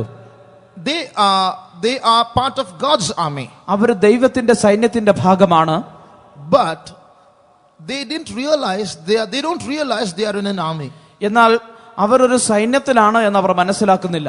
They are in the army but they don't have weapons in their hands. അവർ സൈന്യത്തിലാണെങ്കിലും അവരുടെ കരങ്ങളിൽ അവർക്ക് ആയുധമില്ല. They are going about from place to place, from house to house, from tent to tent, and they're just having fun, laughing, joking. That's the pleasure-loving people. അവര് ഒരു സ്ഥലത്ത് നിന്ന് മറ്റൊരു സ്ഥലത്തേക്കും, ഒരു ഭവനത്തിൽ നിന്ന് മറ്റൊരു ഭവനത്തിലേക്കും, ഒരു കൂടാരത്തിൽ നിന്ന് മറ്റൊരു കൂടാരത്തിലേക്കും പോകുന്നു. അവർ സംസാരിക്കുന്നു, ചിരിക്കുന്നു, തമാശ പറയുന്നു. അവർ സന്തോഷങ്ങൾ, സുഖസൗകര്യങ്ങൾ ഇഷ്ടപ്പെടുന്നവരാണ്. So this is a group of people who are irresponsible Christians. ഇത് യാതൊരു ഉത്തരവാദിത്വവും ഇല്ലാത്ത ഒരു കൂട്ടം ക്രിസ്ത്യാനികളെ കാണിക്കുന്നു. They have lost their sense of responsibility. They don't realize why they are in the army of God. അവരുടെ ജീവിതത്തിലുള്ള ഉത്തരവാദിത്വം അവർ മനസ്സിലാക്കാതെ എന്തുകൊണ്ടാണ് ദൈവത്തിന്റെ സൈന്യത്തിലായിരിക്കുന്നത് എന്ന് അവർക്ക് അറിയുവാൻ കഴിയുന്നില്ല. They are in the church for selfish reasons, not to fight a battle. അവർ സഭയിൽ വരുന്നത് സ്വാർത്ഥമായ ലക്ഷ്യങ്ങൾക്ക് വേണ്ടിയിട്ടാണ്, ഒരു യുദ്ധം ചെയ്യേണ്ടതിനല്ല. They have no vision of a warfare that is taking place. നടന്നുകൊണ്ടിരിക്കുന്നതായ യുദ്ധത്തെക്കുറിച്ച് യാതൊരു ദർശനവും അവർക്കില്ല. In the same way, these days many of us are here not to give God what we have, but to use God for what we want. അതുപോലെ ഈ നാളുകളിൽ നമ്മിൽ പലരും ഇവിടെ ആയിരിക്കുന്നത് നമുക്കുള്ളത് ദൈവത്തിന് കൊടുക്കേണ്ടതിനല്ല, നമുക്ക് വേണ്ടത് ദൈവത്തിൽ നിന്ന് പ്രാപിക്കേണ്ടതിനാണ്. Many of us are in the church of God, but we have lost our vision that we are in the middle of a battle. സഭയിലായിരിക്കുന്ന അനേകർക്ക് തങ്ങളൊരു യുദ്ധകളത്തിലാണ് എന്നുള്ള അവരുടെ ദർശനം നഷ്ടപ്പെട്ടിരിക്കുന്നു. So we are here to build our own mansions in this world. എന്നാൽ നാം ഇവിടെ ആയിരിക്കുന്നത് ഈ ലോകത്തിൽ നമ്മുടെ തന്നെ ഭവനങ്ങളെ പണിയേണ്ടതിനാണ്. We are thinking that prosperity is spiritual blessing. നാം ചിന്തിക്കുന്നത് ആത്മീക അനുഗ്രഹം എന്ന് പറയുമ്പോൾ അഭിവൃദ്ധിയാണ് എന്നാണ്. We think a man who has no warfare to fight, who's quite all right, who has no battles at all, he is blessed. ഒരു പോരാട്ടവും ഇല്ലാത്ത, ഒരു യുദ്ധവും ചെയ്യുവാനില്ലാത്ത മനുഷ്യനാണ്, സമാധാനമായി സ്വസ്ഥമായിരിക്കുന്ന മനുഷ്യനാണ് അനുഗ്രഹിക്കപ്പെട്ടവൻ എന്നാണ് നാം കരുതുന്നത്. One day one pastor went visiting to a house. ഒരിക്കൽ ഒരു പാസ്റ്റർ ഒരു ഭവനത്തിൽ സന്ദർശനത്തിന് പോയി. There was an aged father and mother in that house. ആ ഭവനത്തിൽ പ്രായമായ ഒരു പിതാവും മാതാവും ഉണ്ടായിരുന്നു. So they were testifying about how God was blessing them. അവരെ ദൈവം അനുഗ്രഹിച്ചത് എപ്രകാരമാണെന്ന് അവർ സാക്ഷി പറയുകയായിരുന്നു. They were telling the pastor, by God's grace, I am healthy, my wife is healthy. അവർ പാസ്റ്ററോട് പറയുകയായിരുന്നു, ദൈവകൃപയാൽ എനിക്ക് നല്ല ആരോഗ്യമുണ്ട്, ഭാര്യയ്ക്കും ആരോഗ്യമുണ്ട്. We have 7 children, all of them are well settled, all of their families are also having good jobs, and there are no sickness, no problems. By God's grace we are all happy and fine. ഞങ്ങൾക്ക് 7 മക്കളുണ്ട്. ആ 7 പേരും അവരുടെ കുടുംബങ്ങളും എല്ലാം നല്ല ജോലിയൊക്കെ ആയി സ്വസ്ഥമായിരിക്കുന്നു. അവർക്ക് ആർക്കും രോഗമൊന്നുമില്ല. എല്ലാവരും അഭിവൃദ്ധി പ്രാപിച്ചുകൊണ്ടിരിക്കുന്നു. Then pastor asked them, did you read your Bible this morning? അപ്പോൾ പാസ്റ്റർ അവരോട് ചോദിച്ചു, ഇന്ന് രാവിലെ നിങ്ങൾ വേദപുസ്തകം വായിച്ചുവോ? They said, no pastor. അവർ പറഞ്ഞു, ഇല്ല pastor. Did you pray this morning? ഇന്ന് രാവിലെ നിങ്ങൾ പ്രാർത്ഥിച്ചുവോ? Yes. പ്രാർത്ഥിച്ചു. How long? എത്ര നേരം? 10 minutes pastor. 10 minute pastor. Then pastor said, you think God has blessed you? You call this blessing? I tell you, you are of all men most miserable. നിങ്ങൾ pastor പ്രകാരം അവരോട് മറുപടി പറഞ്ഞത്, നിങ്ങൾ ചിന്തിക്കുന്നത് ദൈവം നിങ്ങളെ അനുഗ്രഹിച്ചിരിക്കുന്നു എന്നാണ്. എന്നാൽ ഞാൻ നിങ്ങളോട് പറയട്ടെ, നിങ്ങൾ സകല മനുഷ്യരിലും അരിഷ്ടന്മാരത്രേ. If we have hope in Christ only for the things pertaining to this world, we are of all men most miserable. In other words, all men most miserable means a Christian who does not realize that he's meant for heaven and thinks that he's only building up this world, things in this world, and that's prosperity, he's worse than a sinner. That's why all men most miserable. ഈ ലോകത്തിലെ കാര്യങ്ങൾക്കായി മാത്രം ക്രിസ്തുയേശുവിൽ പ്രത്യാശ വെച്ചിരിക്കുന്നുവെങ്കിൽ നിങ്ങൾ സകല മനുഷ്യരിലും അരിഷ്ടന്മാരത്രേ എന്ന് പറയുന്നു. സകല മനുഷ്യരിലും അരിഷ്ടന്മാർ എന്ന് പറയുമ്പോൾ ഈ ലോകത്തിലെ ഭൗതികമായിട്ടുള്ള അഭിവൃദ്ധിക്ക് വേണ്ടി മാത്രമാണ് ക്രിസ്തുയേശുവിൽ പ്രത്യാശ വെച്ച് അതിനു വേണ്ടിയിട്ട് അധ്വാനിക്കുന്നതെങ്കിൽ അങ്ങനെയുള്ള ഒരു വ്യക്തി ഒരു പാപിയേക്കാൾ മോശമായ അവസ്ഥയിലാണ് എന്നാണ് പറയുന്നത്. അതിന്റെ അർത്ഥം Read Haggai chapter 1 and verse 4. Haggai. ഹഗ്ഗായിയുടെ പുസ്തകം 1-ാം അധ്യായത്തിന്റെ 4-ാം വാക്യം വായിക്കും. ഈ ആലയം ശൂന്യമായിരിക്കെ നിങ്ങൾക്ക് തട്ടിട്ട വീടുകളിൽ പാർപ്പാൻ കാലമായോ? So what is written here? ഇവിടെ എന്താണ് എഴുതിയിരിക്കുന്നത്? Is it time for you to dwell in nice houses, well built houses, while the city of God lies waste? ദൈവത്തിന്റെ ആലയം ശൂന്യമായിരിക്കെ നിങ്ങൾക്ക് തട്ടിട്ട മനോഹരമായി പണിത വീടുകളിൽ പാർപ്പാൻ കാലമായോ? In other words, the Jews have lost vision about the house of God. They have lost vision about enemies plundering the house of God, and they have gone and settled and are happy with their own personal dwellings. അതിന്റെ അർത്ഥം യഹൂദന്മാർക്ക് ദൈവത്തിന്റെ ആലയത്തെക്കുറിച്ചുള്ള ദർശനം നഷ്ടപ്പെട്ട്, ശത്രു വന്ന് ദൈവത്തിന്റെ ആലയം കൊള്ളയടിച്ചു കൊണ്ടുപോകുന്നതിനെ കുറിച്ചുള്ള ദർശനം നഷ്ടപ്പെട്ടിട്ട് അവർക്ക് പോയി അവർക്കായി പണിത നല്ല മനോഹരമായ ഭവനങ്ങളിൽ പാർപ്പാൻ അവർക്ക് ആഗ്രഹമായി. So Haggai is waking them up. Oh Jews, is this the way to live? Is this the time to do this? Haggai അവരെ തട്ടി ഉണർത്തുകയാണ്, യഹൂദന്മാരെ ഇതാണോ ഇപ്രകാരം ചെയ്യേണ്ട കാലം എന്ന് ചോദിച്ചുകൊണ്ട്. It is time to wake up and fight a warfare. ഇത് ഉണർന്നെഴുന്നേറ്റ് ഒരു യുദ്ധം ചെയ്യേണ്ട സമയമാണ്. Dear brothers and dear sisters, പ്രിയ സഹോദരന്മാരെ സഹോദരിമാരെ, do we realize that we are not just members of a church but soldiers in an army? നാം ഒരു സഭയുടെ അംഗങ്ങൾ മാത്രമല്ല, ഒരു സൈന്യത്തിലെ അംഗങ്ങളാണ് എന്ന് നാം മനസ്സിലാക്കുന്നുവോ? Are we sure that you are putting on the whole armor of God? Are we getting ready to fight, or are we settling down in this world? നമ്മുടെ ദൈവത്തിന്റെ സർവായുധ വർഗം ധരിച്ചുകൊണ്ട് യുദ്ധം ചെയ്യേണ്ടതിന് നാം ഒരുങ്ങുന്നുവോ, അതോ ഈ ലോകത്തിലെ കാര്യങ്ങൾ പ്രാപിച്ച് അതുകൊണ്ട് ഒതുങ്ങുന്നുവോ? Do you know something? നിങ്ങൾക്ക് ഒരു കാര്യം അറിയുമോ? Every land that you own, every house that is yours now, every rupee that you have in your bank account is going to be seized by the Antichrist very soon. It will be given back to you only if you take the mark of the beast. നിങ്ങൾക്കുള്ള ഇപ്പോൾ നിങ്ങളുടെ കൈവശമുള്ള നിങ്ങളുടെ ഭവനങ്ങൾ, നിങ്ങൾക്കുള്ള നിലങ്ങൾ, നിങ്ങളുടെ bank അക്കൗണ്ടിലുള്ള ഓരോ രൂപയും എതിർ ക്രിസ്തു അവൻ പിടിച്ചെടുക്കുവാൻ പോകുകയാണ്. അവൻ അത് പിടിച്ചെടുത്തിട്ട് നിങ്ങൾ അവന്റെ മുദ്ര ഏൽക്കുന്നുവെങ്കിൽ മാത്രമേ അത് നിങ്ങൾക്ക് അവൻ തിരികെ തരികയുള്ളൂ. So nothing is going to belong to us anymore. അതുകൊണ്ട് ഇനി മുതൽ നമുക്കൊന്നും സ്വന്തമായിരിക്കുകയില്ല. Everything is going to be taken away by the enemy. ശത്രു സകലതും പിടിച്ചുകൊണ്ട് പോകുവാൻ പോകുന്നു. Very easy to get distracted, very difficult to concentrate. That's why I said the Lord should open our ears to hear this word. പെട്ടെന്ന് നമ്മുടെ ശ്രദ്ധ പോകുന്നു, നാം പെട്ടെന്ന് അവിടെ ഇവിടെ ശ്രദ്ധിക്കുന്നു. അതുകൊണ്ടാണ് ഞാൻ പറഞ്ഞത് ദൈവം നമ്മുടെ കാതുകൾ തുറക്കണമെന്ന്. Remember, if we don't take the mark of the beast and we are left behind, everything is going to go to the Antichrist. നാം കൈവിടപ്പെട്ടിട്ട് എതിർ ക്രിസ്തുവിന്റെ മുദ്ര നാം ഏൽക്കുന്നില്ല എങ്കിൽ എല്ലാം അവൻ പിടിച്ചെടുക്കുവാൻ പോകുകയാണ്. You know, when Satan comes to the earth soon, ഈ സാത്താൻ ഈ ഭൂമിയിലേക്ക് അതിവേഗം കടന്നു വരുമ്പോൾ he is going to face two defeats. താൻ രണ്ട് പരാജയങ്ങൾ നേരിടുവാൻ പോകുന്നു. One, he's lost the man child whom he was waiting to devour so long. താൻ വിഴുങ്ങുവാൻ കാത്തുകൊണ്ടിരുന്ന ആ ആൺകുട്ടിയെ തനിക്ക് നഷ്ടപ്പെട്ടിരിക്കുന്നു. The child got caught up. ആ ആൺകുട്ടി എടുക്കപ്പെട്ടു. After that, he fought a war with Michael and his angels and lost and was cast down. അതിനുശേഷം മിഖായേലും ദൂതന്മാരുമായിട്ട് അവൻ യുദ്ധം ചെയ്തു, എന്നാൽ അവനെ താഴേക്ക് തള്ളിക്കളഞ്ഞു. Two successive defeats and he's cast down. He's very angry. രണ്ട് തുടർച്ചയായ പരാജയങ്ങൾക്ക് ശേഷം അവനെ തള്ളിക്കളഞ്ഞിരിക്കുന്നു. അവനിപ്പോൾ കോപാകുലനാണ്. So now on whom can he show this anger? ആരുടെ മേൽ അവൻ ഈ കോപം പ്രദർശിപ്പിക്കുവാൻ കഴിയും? He is 2 defeats by the kingdom of God. The kingdom of God has defeated him twice quickly, one after the other. ഒന്നിന് പുറകെ ഒന്നൊന്നായി ദൈവരാജ്യം സംബന്ധിച്ച് അവൻ 2 പ്രാവശ്യം തോറ്റിരിക്കുന്നു. So he looked for someone who is part of the kingdom of God, who is now on the earth. ഇപ്പോൾ ആ ദൈവരാജ്യത്തിന്റെ ഭാഗമായിരുന്ന എന്നാൽ ഭൂമിയിൽ ശേഷിക്കുന്നവർക്ക് വേണ്ടി അവൻ നോക്കിക്കൊണ്ടിരിക്കുകയാണ്. And he will take his revenge on them. അവൻ അവരോട് തന്റെ പ്രതികാരം ചെയ്യും. That's what the Bible says. അതാണ് വേദപുസ്തകം പറയുന്നത്. So that's why the Bible says, woe unto the earth, because the devil has come down unto you full of wrath. വേദപുസ്തകം വായിക്കുമ്പോൾ സാത്താൻ മുഴുകോപത്തോടെ ഭൂമിയിലേക്ക് ഇറങ്ങി വന്നിരിക്കുന്നത് കൊണ്ട് നിങ്ങൾക്ക് അയ്യോ കഷ്ടം എന്നാണ്. Read Revelation 12:12. വെളിപ്പാട് പുസ്തകം 12-ാം അധ്യായത്തിന്റെ 12-ാം വാക്യം. ആകയാൽ സ്വർഗവും അതിൽ വസിക്കുന്നവരുമായുള്ളവരെ ആനന്ദിപ്പിൻ, ഭൂമിക്കും സമുദ്രത്തിനും അയ്യോ കഷ്ടം, പിശാച് തനിക്ക് അല്പകാലമേ ഉള്ളൂ എന്നറിഞ്ഞ് മഹാക്രോധത്തോടെ നിങ്ങളുടെ അടുക്കൽ ഇറങ്ങി വന്നിരിക്കുന്നു. Therefore rejoice, ye heavens, and ye that dwell in them. Woe to the inhabitants of the earth and of the sea, for the devil is come down unto you, having great wrath, because he knoweth that he hath but a short time. So when the devil comes down, remember, he's not in a good mood. He's very angry.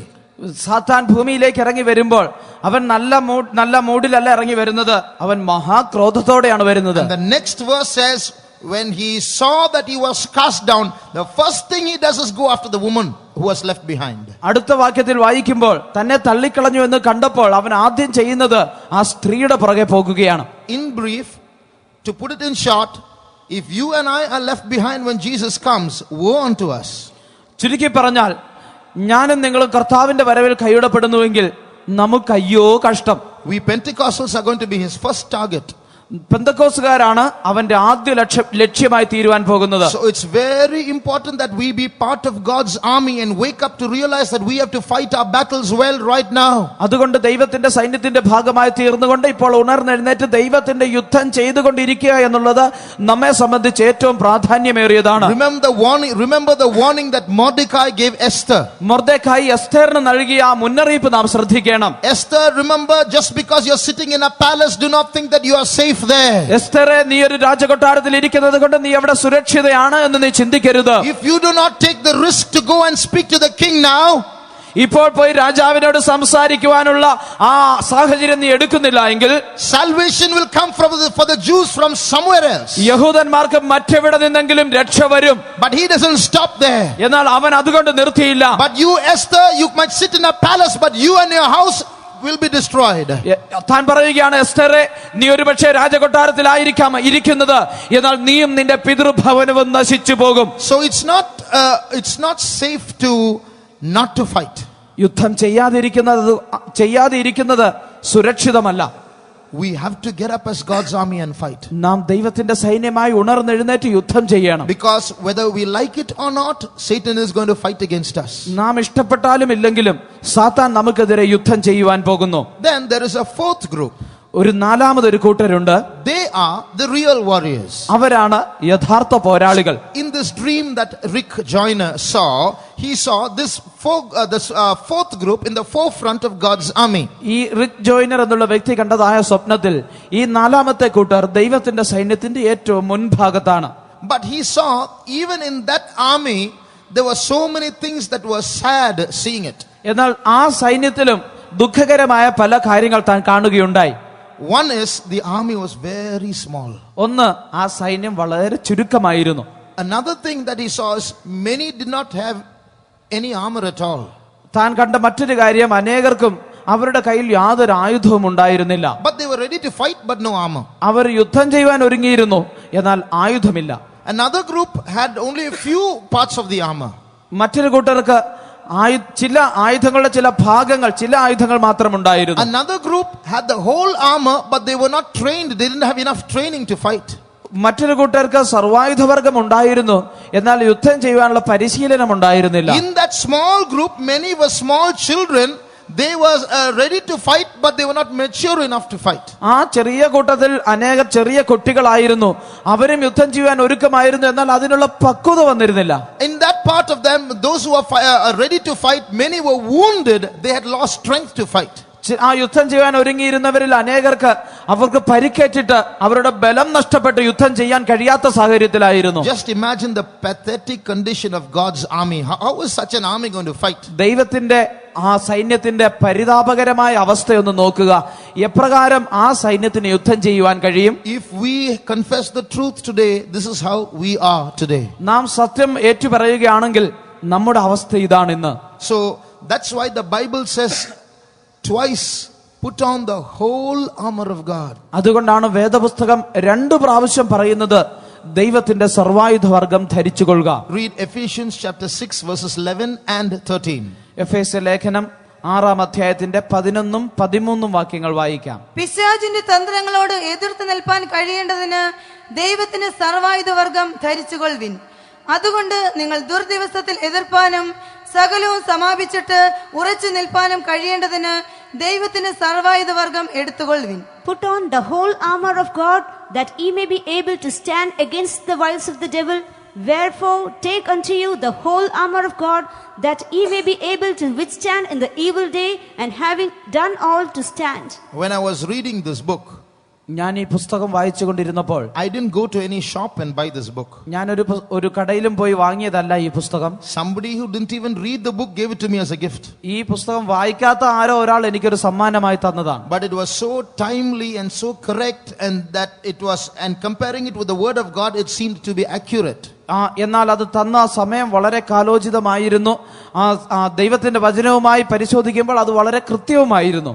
There were 1 or 2 things that were different, but most of it was apt with the word of God. 1-2 കാര്യങ്ങൾ വ്യത്യസ്തതയുള്ളതാണെങ്കിലും മിക്കവാറും എല്ലാ കാര്യങ്ങളും ദൈവവചനവുമായി തട്ടിച്ചു നോക്കുമ്പോൾ ശരിയായിരുന്നു. So when we examine this dream and compare ourselves, we realize that we are still not ready to fight this battle. ഈ സ്വപ്നം പരിശോധിച്ച് നമ്മെ തന്നെ നാം താരതമ്യം ചെയ്യുമ്പോൾ ഇതുവരെയും യുദ്ധം ചെയ്യുവാൻ നാം ഒരുങ്ങിയിട്ടില്ല എന്ന് നമുക്ക് കാണാം. When Satan is getting ready his hordes of evil spirits to fight against the church of God, when human beings have surrendered themselves to Satan to get rid of Christianity, how ready we must be to fight our battles well. സാത്താൻ ദൈവമക്കൾക്ക് വിരോധമായി പോരാടേണ്ടതിന് അവന്റെ സൈന്യങ്ങളെ അവൻ തയ്യാറാക്കിക്കൊണ്ടിരിക്കുമ്പോൾ, ക്രിസ്ത്യാനികളെ ഭൂമുഖത്ത് നിന്ന് ഇല്ലായ്മ ചെയ്യുവാൻ മനുഷ്യർ അവന് വേണ്ടി തങ്ങളെ തന്നെ ഏൽപ്പിച്ചു കൊടുത്തുകൊണ്ടിരിക്കുമ്പോൾ നാം ഈ യുദ്ധം ചെയ്യേണ്ടതിന് എത്രയധികം ഒരുക്കമുള്ളവരായിരിക്കണം. That's why I said in the first day, this is not a Bible study, this is also a message for the times. അതുകൊണ്ട് ആണ് ആദ്യത്തെ ദിവസം ഞാൻ പറഞ്ഞത്,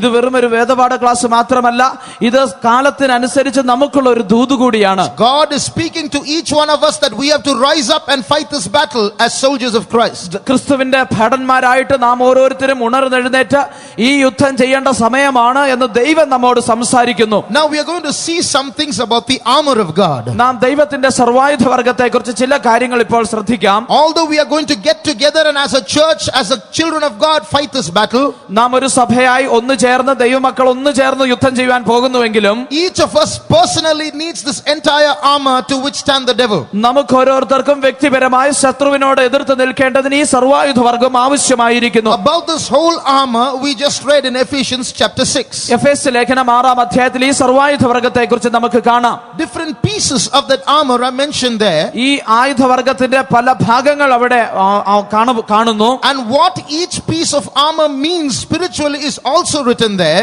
ഈ ആയുധവർഗത്തിന്റെ ഓരോ അർത്ഥങ്ങളും ഓരോ ഭാഗത്തിന്റെയും ആത്മീയ അർത്ഥങ്ങളും അവിടെ എഴുതിയിട്ടുണ്ട്. But I would like just to pick out a few pieces of this armor that are very important for our life. എന്നാൽ നമുക്ക് ഏറ്റവും പ്രാധാന്യമേറിയ ചില 1-2 ആയുധങ്ങൾ മാത്രം എടുത്തു പറയുവാൻ ഞാൻ ആഗ്രഹിക്കുന്നു. One is the helmet. ഒന്ന് ശിരസ്ത്രമാണ്.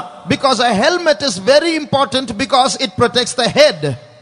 ഒരു ശിരസ്ത്രം അത് തലയെ സൂക്ഷിക്കുന്നത് കൊണ്ട് അത് ഏറ്റവും പ്രാധാന്യമേറിയതാണ്. It will prevent the adversary from landing a deathly blow on us.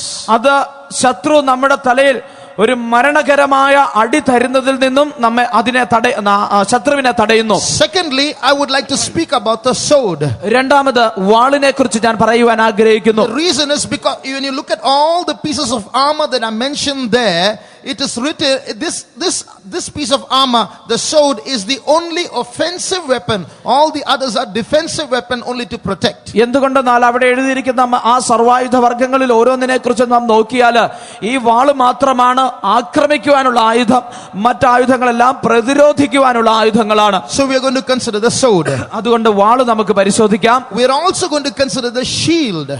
അതിനുശേഷം നാം പരിചയം കാണുവാൻ പോകുന്നു. Because in that verse a priority is given to the shield. In verse 16 it says, above all take the shield of faith. 16-ാം വാക്യത്തിൽ വായിക്കുമ്പോൾ എല്ലാത്തിനും മീതെ പരിചയം എടുത്തുകൊള്ളുവിൻ എന്ന് അവിടെ പറയുന്നു. So there is an importance given there to the shield, above all. അവിടെ എല്ലാത്തിനും മീതെ എന്ന് പറഞ്ഞ് പരിചയ്ക്ക് പ്രാധാന്യം നൽകുകയാണ്. So we're just going to look at these 3 pieces of armor.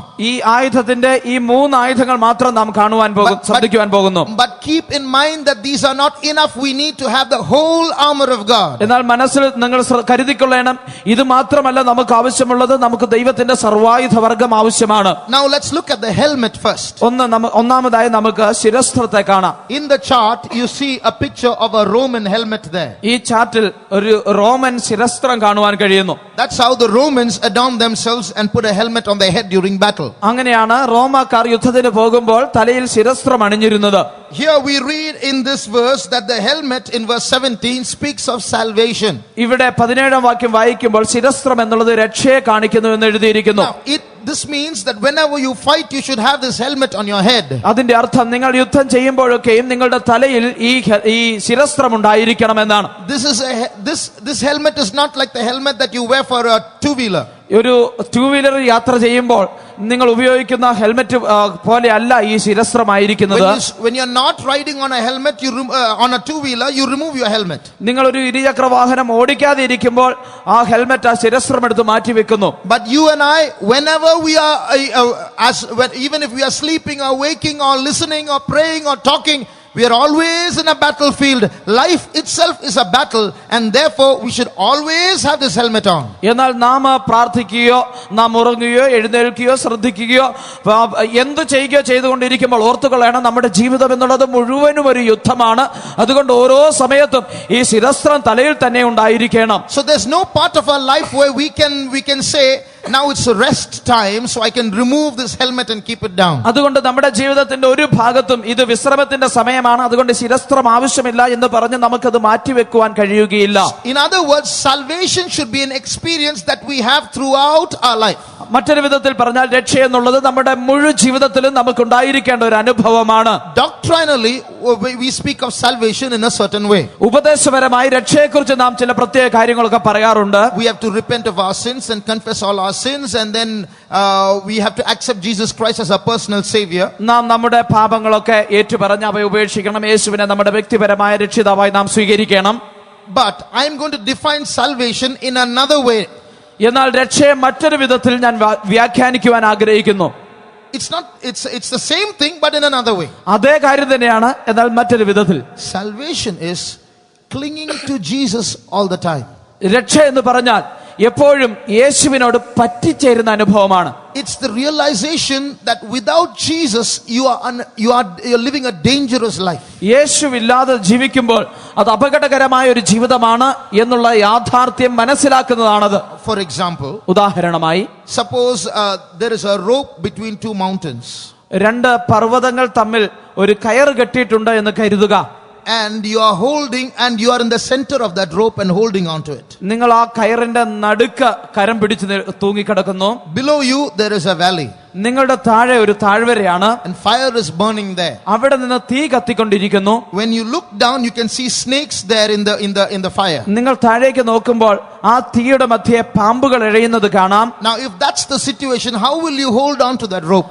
അതാണ് സാഹചര്യമെങ്കിൽ നിങ്ങൾ എപ്രകാരമായിരിക്കും ആ കയറിനോട് പിടിച്ചു കിടക്കുന്നത്? Salvation is like that. രക്ഷ എന്ന് പറയുന്നത് അതാണ്. Realizing that outside of Jesus it is hellfire. We have to hold on to Jesus every day. യേശുവിന് പുറത്ത് നരകത്തിന്റെ തീയാണ് എന്ന് മനസ്സിലാക്കിക്കൊണ്ട് ഓരോ ദിവസവും യേശുവിനോട് പറ്റിച്ചേർന്നിരിക്കുന്ന അനുഭവം. You know when we put off our helmet, നാം നമ്മുടെ ശിരസ്ത്രം എടുത്ത് മാറ്റുമ്പോൾ sometimes we forget cleaving to Jesus and we go about our Christian work in a traditional manner, but we lose our grip on Jesus. നാം യേശുവിനോട് പറ്റിച്ചേരുന്ന അനുഭവം നഷ്ടപ്പെടുത്തിയിട്ട് ഒരു പാരമ്പര്യമായ രീതിയിൽ നാം ക്രിസ്ത്യാനിയായി ജീവിച്ച് യേശുവിനോട് പറ്റിച്ചേരുന്ന അനുഭവം ഇല്ലാതെയാക്കി കളയുന്നു. So that's when we are putting off our helmet and trying to fight. അതാണ് നമ്മുടെ ശിരസ്ത്രം എടുത്ത് മാറ്റുന്ന അനുഭവം. So sometimes when we become loose, or when our grip goes off on the rope, or when we forget Jesus and we start looking elsewhere, God will permit trials in our life so that we can cleave to Jesus once again. നമുക്ക് ആ കയറിലുള്ള പിടി അയയുന്ന സാഹചര്യം വരുമ്പോൾ, അല്ലെങ്കിൽ യേശുവിനോട് പറ്റിച്ചേരുന്ന അനുഭവത്തിൽ നിന്ന് നാം അകന്നു പോകുമ്പോൾ, കർത്താവ് നമ്മുടെ ജീവിതത്തിൽ നമ്മെ തിരികെ യേശുവിലേക്ക് കൊണ്ടുവരേണ്ടതിന് പരീക്ഷകൾ അനുവദിക്കും. So I told you, every personal trial that we are going through is strengthening us and training us for the final battle. ഞാൻ പറഞ്ഞുവല്ലോ, നമ്മുടെ വ്യക്തിപരമായ ജീവിതത്തിൽ നാം കടന്നു പോകുന്ന ഓരോ പരീക്ഷയും നമ്മെ ബലപ്പെടുത്തി ആ യുദ്ധത്തിനായിട്ട് നമ്മെ അഭ്യസിപ്പിക്കുകയാണ്. The final battle. അവസാന യുദ്ധത്തിനായി. So it's very important that as we get trained, we realize we always are conscious of the helmet on our heads. അതുകൊണ്ട് നാം ആ യുദ്ധത്തിന് വേണ്ടി പരിശീലിപ്പിക്കപ്പെട്ടുകൊണ്ടിരിക്കുമ്പോൾ നമ്മുടെ തലയിലുള്ള ശിരസ്ത്രത്തെ കുറിച്ചുള്ള ബോധം നമുക്ക് എല്ലായ്പ്പോഴും ഉണ്ടായിരിക്കണം. So when we face a trial, നാം ഒരു പരീക്ഷ നേരിടുമ്പോൾ, one of the things that God is reminding us is, ദൈവം നമ്മെ ഓർപ്പിക്കുന്നതായ കാര്യങ്ങളിൽ ഒന്ന്, hey, the buckle on your helmet is getting loose, tighten it. നിങ്ങളുടെ ശിരസ്ത്രത്തിലുള്ള അതിന്റെ ബട്ടൺ ലൂസ് ആയിക്കൊണ്ടിരിക്കുകയാണ്, അതിനെ മുറുക്കുക. It's like when you're hanging from the rope there. നിങ്ങളൊരു കയറിൽ പിടിച്ചു തൂങ്ങിക്കിടക്കുമ്പോൾ, suddenly after holding for a long time, suddenly you tend to fall asleep. കുറെ നേരം തൂങ്ങിക്കിടന്നിട്ട് പെട്ടെന്ന് നിങ്ങൾ ഉറങ്ങിപ്പോകുന്നത് പോലെ, and your grip loosens on that rope. അപ്പോൾ നിങ്ങളുടെ ആ കയറിലുള്ള പിടുത്തം അയഞ്ഞു പോകുന്നു. You get into a deep sleep, you will fall down. നിങ്ങളൊരു നല്ല ഉറക്കത്തിലേക്ക് വീഴുമ്പോൾ താഴേക്ക് വീഴുകയും ചെയ്യും. Suddenly from below you hear a voice. പെട്ടെന്ന് താഴെ നിന്നൊരു ശബ്ദം എന്ന് കേൾക്കുന്നു. You remember there's a snake down there and you tighten your grip again. താഴെ ഒരു പാമ്പുണ്ട് എന്ന് ഓർത്തുകൊണ്ട് പെട്ടെന്ന് വീണ്ടും പിടിമുറുക്കുന്നു. It's like that. അതുപോലെയാണ് In every trial that we face, we should make sure our salvation. നാം നേരിടുന്ന ഓരോ പരീക്ഷയിലും നമ്മുടെ രക്ഷയെ നാം ഉറപ്പിച്ചു കൊള്ളണം. Because Jesus is our leader in every battle. കാരണം യേശുവാണ് നമ്മുടെ ഓരോ യുദ്ധത്തിലും നമ്മുടെ നേതാവ്. We cannot be saved by our works. നമ്മുടെ പ്രവൃത്തികൾ കൊണ്ട് നമുക്ക് രക്ഷിക്കപ്പെടുവാൻ കഴിയുകയില്ല. Salvation is clinging to Jesus in every moment of our lives. രക്ഷ എന്ന് പറയുമ്പോൾ നമ്മുടെ ജീവിതത്തിന്റെ ഓരോ നിമിഷവും യേശുവിനോട് പറ്റിച്ചേരുന്നതാണ്. So let's keep this always in mind. ഇത് നമുക്ക് എപ്പോഴും നമ്മുടെ മനസ്സിൽ സൂക്ഷിക്കാം. Don't live any day without Jesus. ഒരു ദിവസം പോലും യേശു ഇല്ലാതെ ജീവിക്കരുത്. One man of God died some years ago. ചില വർഷങ്ങൾക്ക് മുമ്പ് ഒരു ദൈവപുരുഷൻ മരിച്ചു. So as others were looking at his diary, മറ്റു മനുഷ്യർ തന്റെ diary പരിശോധിക്കുകയായിരുന്നു. in one particular date, that man had written one thing. ഒരു പ്രത്യേക ദിവസത്തിൽ താൻ ഒരു കാര്യം എഴുതിയിരുന്നു. Last night I slept without thinking of Jesus as my last thought. കഴിഞ്ഞ രാത്രി ഞാൻ ഉറങ്ങിയപ്പോൾ എന്റെ അവസാന ചിന്തയായി യേശുവിനെ കുറിച്ച് ചിന്തിക്കാതെയാണ് ഞാൻ കിടന്നുറങ്ങിയത്. In other words, all the other days he thought of Jesus. Only that day he's written in his diary. മറ്റൊരു വിധത്തിൽ പറഞ്ഞാൽ തന്റെ ജീവിതത്തിലെ എല്ലാ ദിവസങ്ങളിലും യേശുവിനെ കുറിച്ച് താൻ ചിന്തിച്ചു. അതില്ലാത്തൊരു ദിവസമാണ് താൻ അപ്രകാരം എഴുതിയത്. If we have a diary, we'll have to be writing that every day, isn't it? നമുക്കൊരു ഡയറി ഉണ്ടെങ്കിൽ ഓരോ ദിവസവും അങ്ങനെ എഴുതി വെക്കണം, അല്ലേ? How is our relationship with Jesus? എങ്ങനെയാണ് യേശുവിനോടുള്ള നമ്മുടെ ബന്ധം? Let's ask ourselves, what's the first thought we get when we get up in the morning? അതിരാവിലെ നാം ഉണരുമ്പോൾ ആദ്യം നമ്മുടെ ചിന്തയിൽ വരുന്ന ചിന്ത എന്താണ് എന്ന് നാം നമ്മോട് തന്നെ ഒന്ന് ചോദിക്കുക. Should it not be Jesus? അത് യേശുവാണോ? Should it not be Jesus? അത് യേശു ആയിക്കൂടാതോ? It should be the first. He should be, because he is our bridegroom. He's the author of our faith, our savior, the end of our faith. And he's everything for us. And he should be the first thought, the last thought, every thought he should be. യേശുവാണ് നമുക്കെല്ലാം ആയിരിക്കുന്നത്. അവൻ നമ്മുടെ മണവാളനാണ്. അവൻ നമ്മുടെ വിശ്വാസത്തിന്റെ നായകനും പൂർത്തി വരുത്തുന്നവനുമാണ്. അവൻ എല്ലാറ്റിനും എല്ലാമാണ്. അപ്പോൾ നമ്മുടെ ചിന്ത ആദ്യവും അവസാനവും എല്ലാം യേശു ആയിരിക്കണം. So let's keep our helmets on. അതുകൊണ്ട് നമ്മുടെ ശിരസ്ത്രം നമുക്ക് സൂക്ഷിക്കാം. I met Air Force, a boy, a young man who was working in the Air Force. എയർഫോഴ്സിൽ ജോലി ചെയ്യുന്നതായ ഒരു യൗവനക്കാരനെ ഞാൻ ഒരിക്കൽ കാണുവാനിടയായി. Now he's in the ministry. താനിപ്പോൾ ശുശ്രൂഷയിലാണ്. So he was speaking about the disciplines of the army. താന് പട്ടാളത്തിന്റെ ചട്ടങ്ങളെ കുറിച്ച് പറയുകയായിരുന്നു. So he used to say there were times when they used to go to the camps. Any time of the day or any time of the night, a siren would sound.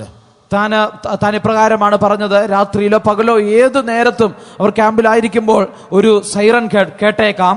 When the siren sounds, in 2 minutes they should be in a particular spot, the whole army. ആ പട്ടാളക്കാർ മുഴുവനും ആ siren കേട്ട് കഴിഞ്ഞാൽ 2 മിനിറ്റിനുള്ളിൽ ഒരു പ്രത്യേക സ്ഥാനത്ത് എത്തിച്ചേരണം. It may be they are brushing their teeth in the morning, ഒരുപക്ഷെ രാവിലെ പല്ല് തേക്കുകയായിരിക്കാം. or it may be they are sleeping in the night. ഒരുപക്ഷെ രാത്രിയിൽ കിടന്നുറങ്ങുകയായിരിക്കാം. 2 minutes they have to be there. 2 minute കൊണ്ട് അവിടെ എത്തണം. So if they are brushing their teeth, they can't even wash or gargle their mouth. They have to spit the toothpaste, throw the brush and run. ഒരുപക്ഷെ അവർ പല്ല് തേച്ചുകൊണ്ടിരിക്കുകയാണെങ്കിൽ വാ കഴുകി കുലുക്കിലിഞ്ഞ് തുപ്പുവാനുള്ള സമയം പോലുമില്ല. അവർക്ക് ആ പേസ്റ്റ് തുപ്പിക്കളഞ്ഞിട്ട് ഓടിപ്പോകാനുള്ള സമയമേ ഉള്ളൂ. So then I asked him, in the night at 1:30 in the night when you are sleeping, if the siren rings, won't it take 2 minutes at least to tie your shoes? ഞാൻ തന്നോട് ചോദിച്ചു, രാത്രി 1:30 നിങ്ങൾ കിടന്ന് ഉറങ്ങിക്കൊണ്ടിരിക്കുമ്പോൾ siren കേൾക്കുകയാണെങ്കിൽ നിങ്ങളുടെ shoe എടുത്ത് കെട്ടുവാൻ കുറഞ്ഞത് 2 minute എടുക്കുകയില്ലേ എന്ന്. He said, we sleep with our shoes. താൻ പറഞ്ഞു, ഞങ്ങൾ ഉറങ്ങുന്നതും shoe ധരിച്ചുകൊണ്ടാണ്. In the same way, we have to have our helmet on all the time. അതേപോലെ നമ്മുടെ ശിരസ്ത്രവും എല്ലായ്പ്പോഴും തലയിലുണ്ടായിരിക്കണം. The next piece of armor is the sword. സർവായുധവർഗത്തിൽ അടുത്ത ആയുധം വാളാണ്. So this sword is very important as part of the spiritual attire of the army of God. ദൈവസൈന്യത്തിന്റെ ആത്മീകമായിട്ടുള്ള ആക്രമണത്തിന് ഈ വാൾ വളരെ ആവശ്യമായിരിക്കുന്നു. Now it's very often we know to pray but we don't know how to use the sword. പലപ്പോഴും നമുക്ക് പ്രാർത്ഥിക്കുവാൻ അറിയാം, എന്നാൽ ഈ വാൾ ഉപയോഗിക്കുവാൻ നമുക്ക് അറിയുകയില്ല. This sword is the word of God.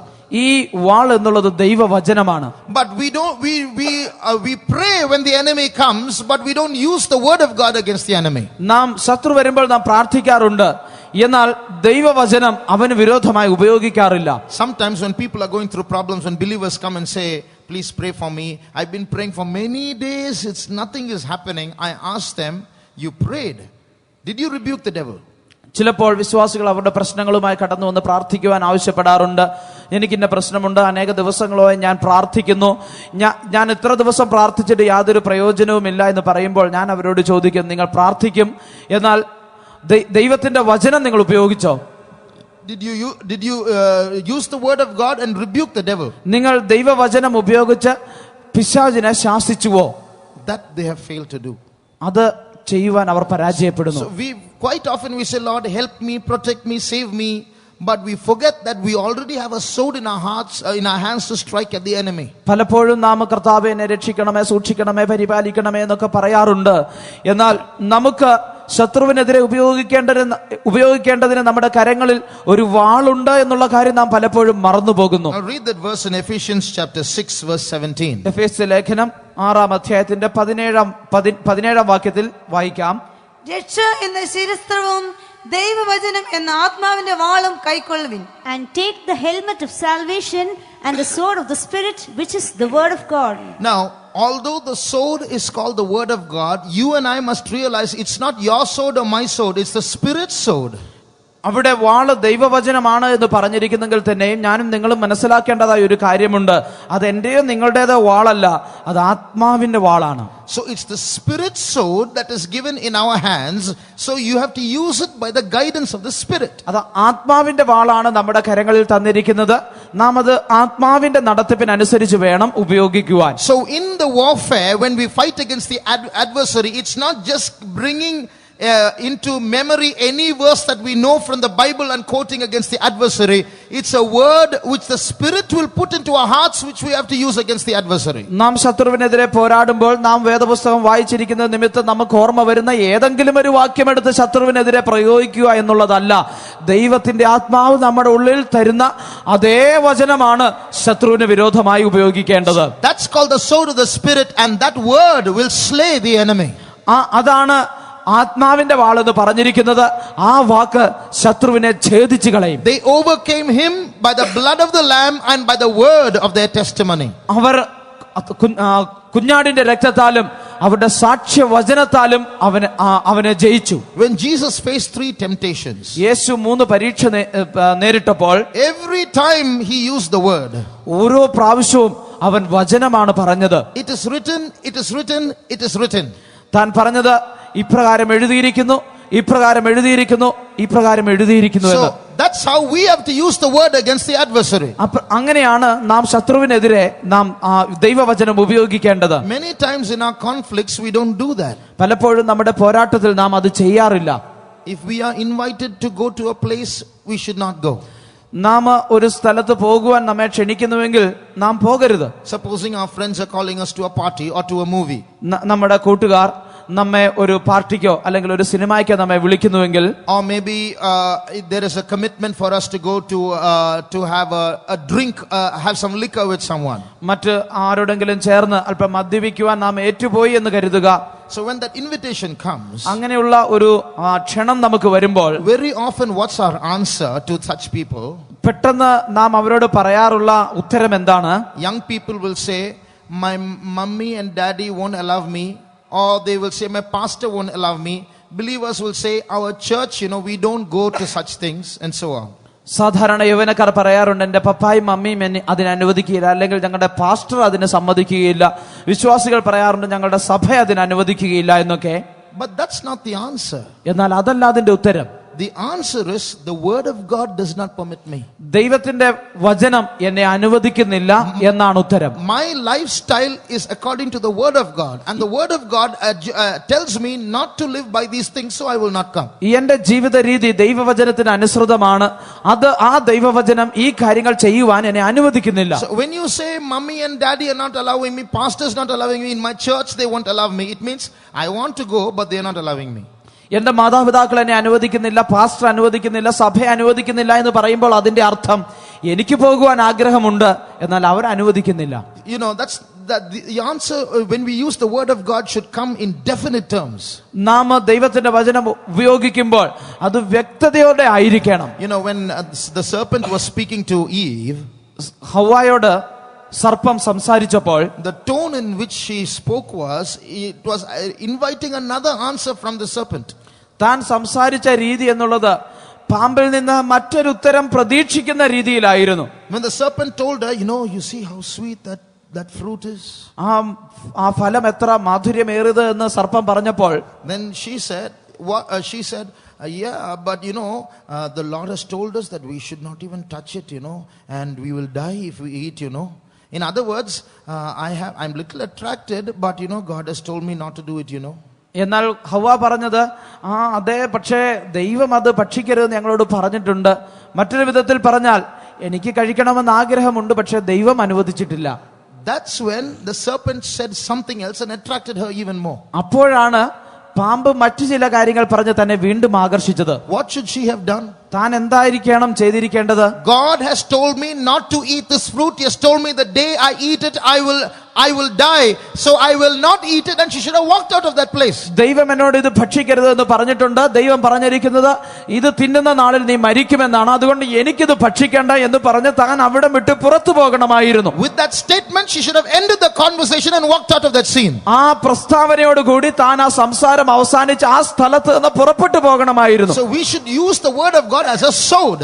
നാം ദൈവത്തിന്റെ വചനം ഒരു വാള് പോലെ ഉപയോഗിക്കണം. There was a pastor.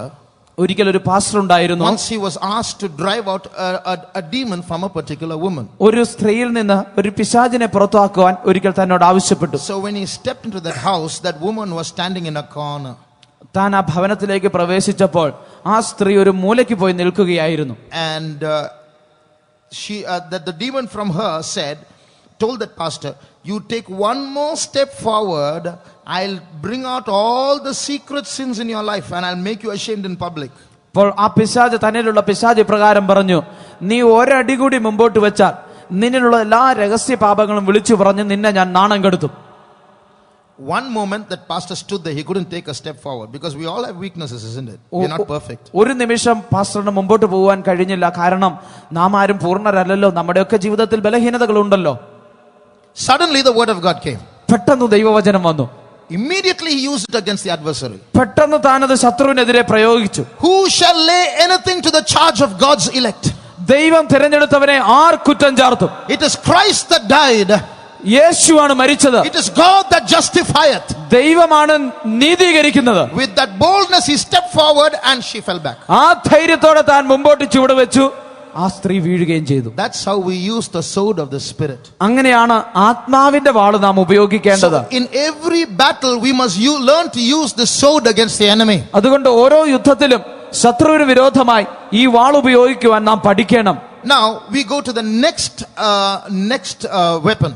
നാം അടുത്ത ആയുധത്തിലേക്ക് നമുക്ക് കടന്നു പോകാം. Before going to the next weapon, we have to look at one weapon of the adversary mentioned in that passage. നാം അടുത്ത ആയുധത്തിലേക്ക് കടന്നു പോകുന്നതിന് മുമ്പായി ശത്രുവിന്റെ ഒരു ആയുധത്തെ കുറിച്ച് അവിടെ പറഞ്ഞിട്ടുണ്ട്. അത് നാം ശ്രദ്ധിക്കണം. Read that verse please in Ephesians chapter 6 and read verse 16. എഫേസ്യ ലേഖനം 6-ാം അധ്യായത്തിന്റെ 16-ാം വാക്യം വായിക്കാം. എല്ലാറ്റിനും മീതെ ദുഷ്ടന്റെ തീയമ്പുകളെ ഒക്കെയും കെടുക്കുവാൻ തക്കതായ വിശ്വാസം എന്ന പരിച എടുത്തുകൊണ്ട് നിൽപ്പിൻ. Above all, taking the shield of faith, wherewith ye shall be able to quench all the fiery darts of the wicked. Here we read of the fiery darts of the wicked. ഇവിടെ ദുഷ്ടന്റെ തീയമ്പുകളെ കുറിച്ച് നാം കാണുന്നു. Here we see a fiery dart. ഇവിടെ ഒരു തീയമ്പ് നമുക്ക് കാണാം. Now there are in the Roman army they would use two kinds of fiery darts. റോമ സൈന്യത്തിൽ രണ്ട് വിധത്തിലുള്ള തീയമ്പുകൾ അവർ ഉപയോഗിക്കുമായിരുന്നു. One is as shown in this picture. They will set fire to a ball of wool or cloth and then at the arrow's tip and send that arrow as it is burning. ഈ പടത്തിൽ കാണിച്ചിരിക്കുന്നത് പോലെ അമ്പിന്റെ അറ്റത്ത് തുണിയോ വല്ലതും ചുറ്റിയിട്ട് അതിന് തീ കൊളുത്തിയിട്ട് ആ അമ്പ് ശത്രുവിന് നേരെ അയക്കുമായിരുന്നു. The other is they will place some combustible substance at the arrow's tip so that when it goes and touches the shield of the adversary it lights up. മറ്റൊരു വിധത്തിൽ പറഞ്ഞാല് അവര് അമ്പിന്റെ അറ്റത്ത് പെട്ടെന്ന് തീ പിടിക്കുന്ന ചില വസ്തുക്കൾ വെക്കും. ഈ അമ്പ് അയച്ചിട്ട് അത് ശത്രുവിന്റെ പരിചയം ചെന്ന് തൊടുമ്പോൾ പെട്ടെന്ന് അത് തീ പിടിക്കും. So what's the cause? എന്താണ് അതിന് കാരണം? The shield that the army uses is made of plywood. ഈ ശത്രു ഉപയോഗിക്കുന്ന the army ആ സൈന്യം ഉപയോഗിക്കുന്ന പരിചയം എന്നുള്ളത് അത് plywood കൊണ്ടുള്ളതായിരുന്നു. So when fire touches plywood it will burn. തീ ചെന്ന് പ്ലൈവുഡിൽ തൊടുമ്പോൾ അത് കത്തിപ്പോകും. So because of that they send these fiery darts. അതുകൊണ്ടാണ് അവർ ഇപ്രകാരമുള്ള തീയമ്പുകൾ ഉപയോഗിച്ചിരുന്നത്. Spiritually speaking, what are these fiery darts? ആത്മീകമായി പറഞ്ഞാൽ എന്താണ് ഈ തീയമ്പുകൾ? They are fear, discouragement, despair, hopelessness, worries that the adversary brings against the children of God. ദൈവമക്കൾക്ക് വിരോധമായി ശത്രു കൊണ്ടുവരുന്ന ഭയം, നിരാശ, പ്രത്യാശയില്ലാത്ത അനുഭവം, അധൈര്യപ്പെടുന്ന അനുഭവം, ഇവയൊക്കെയാണത്. Now it's called the fiery darts of the wicked. ഇത് ദുഷ്ടന്റെ തീയമ്പുകൾ എന്നാണ് എഴുതിയിരിക്കുന്നത്. Why is it called fiery darts of the wicked? എന്തുകൊണ്ടാണ് ദുഷ്ടന്റെ തീയമ്പുകൾ എന്ന് എഴുതിയിരിക്കുന്നത്? When you are sad, the enemy is happy. കാരണം നിങ്ങൾ ദുഃഖിക്കുമ്പോൾ ശത്രുവിന് സന്തോഷമാണ്.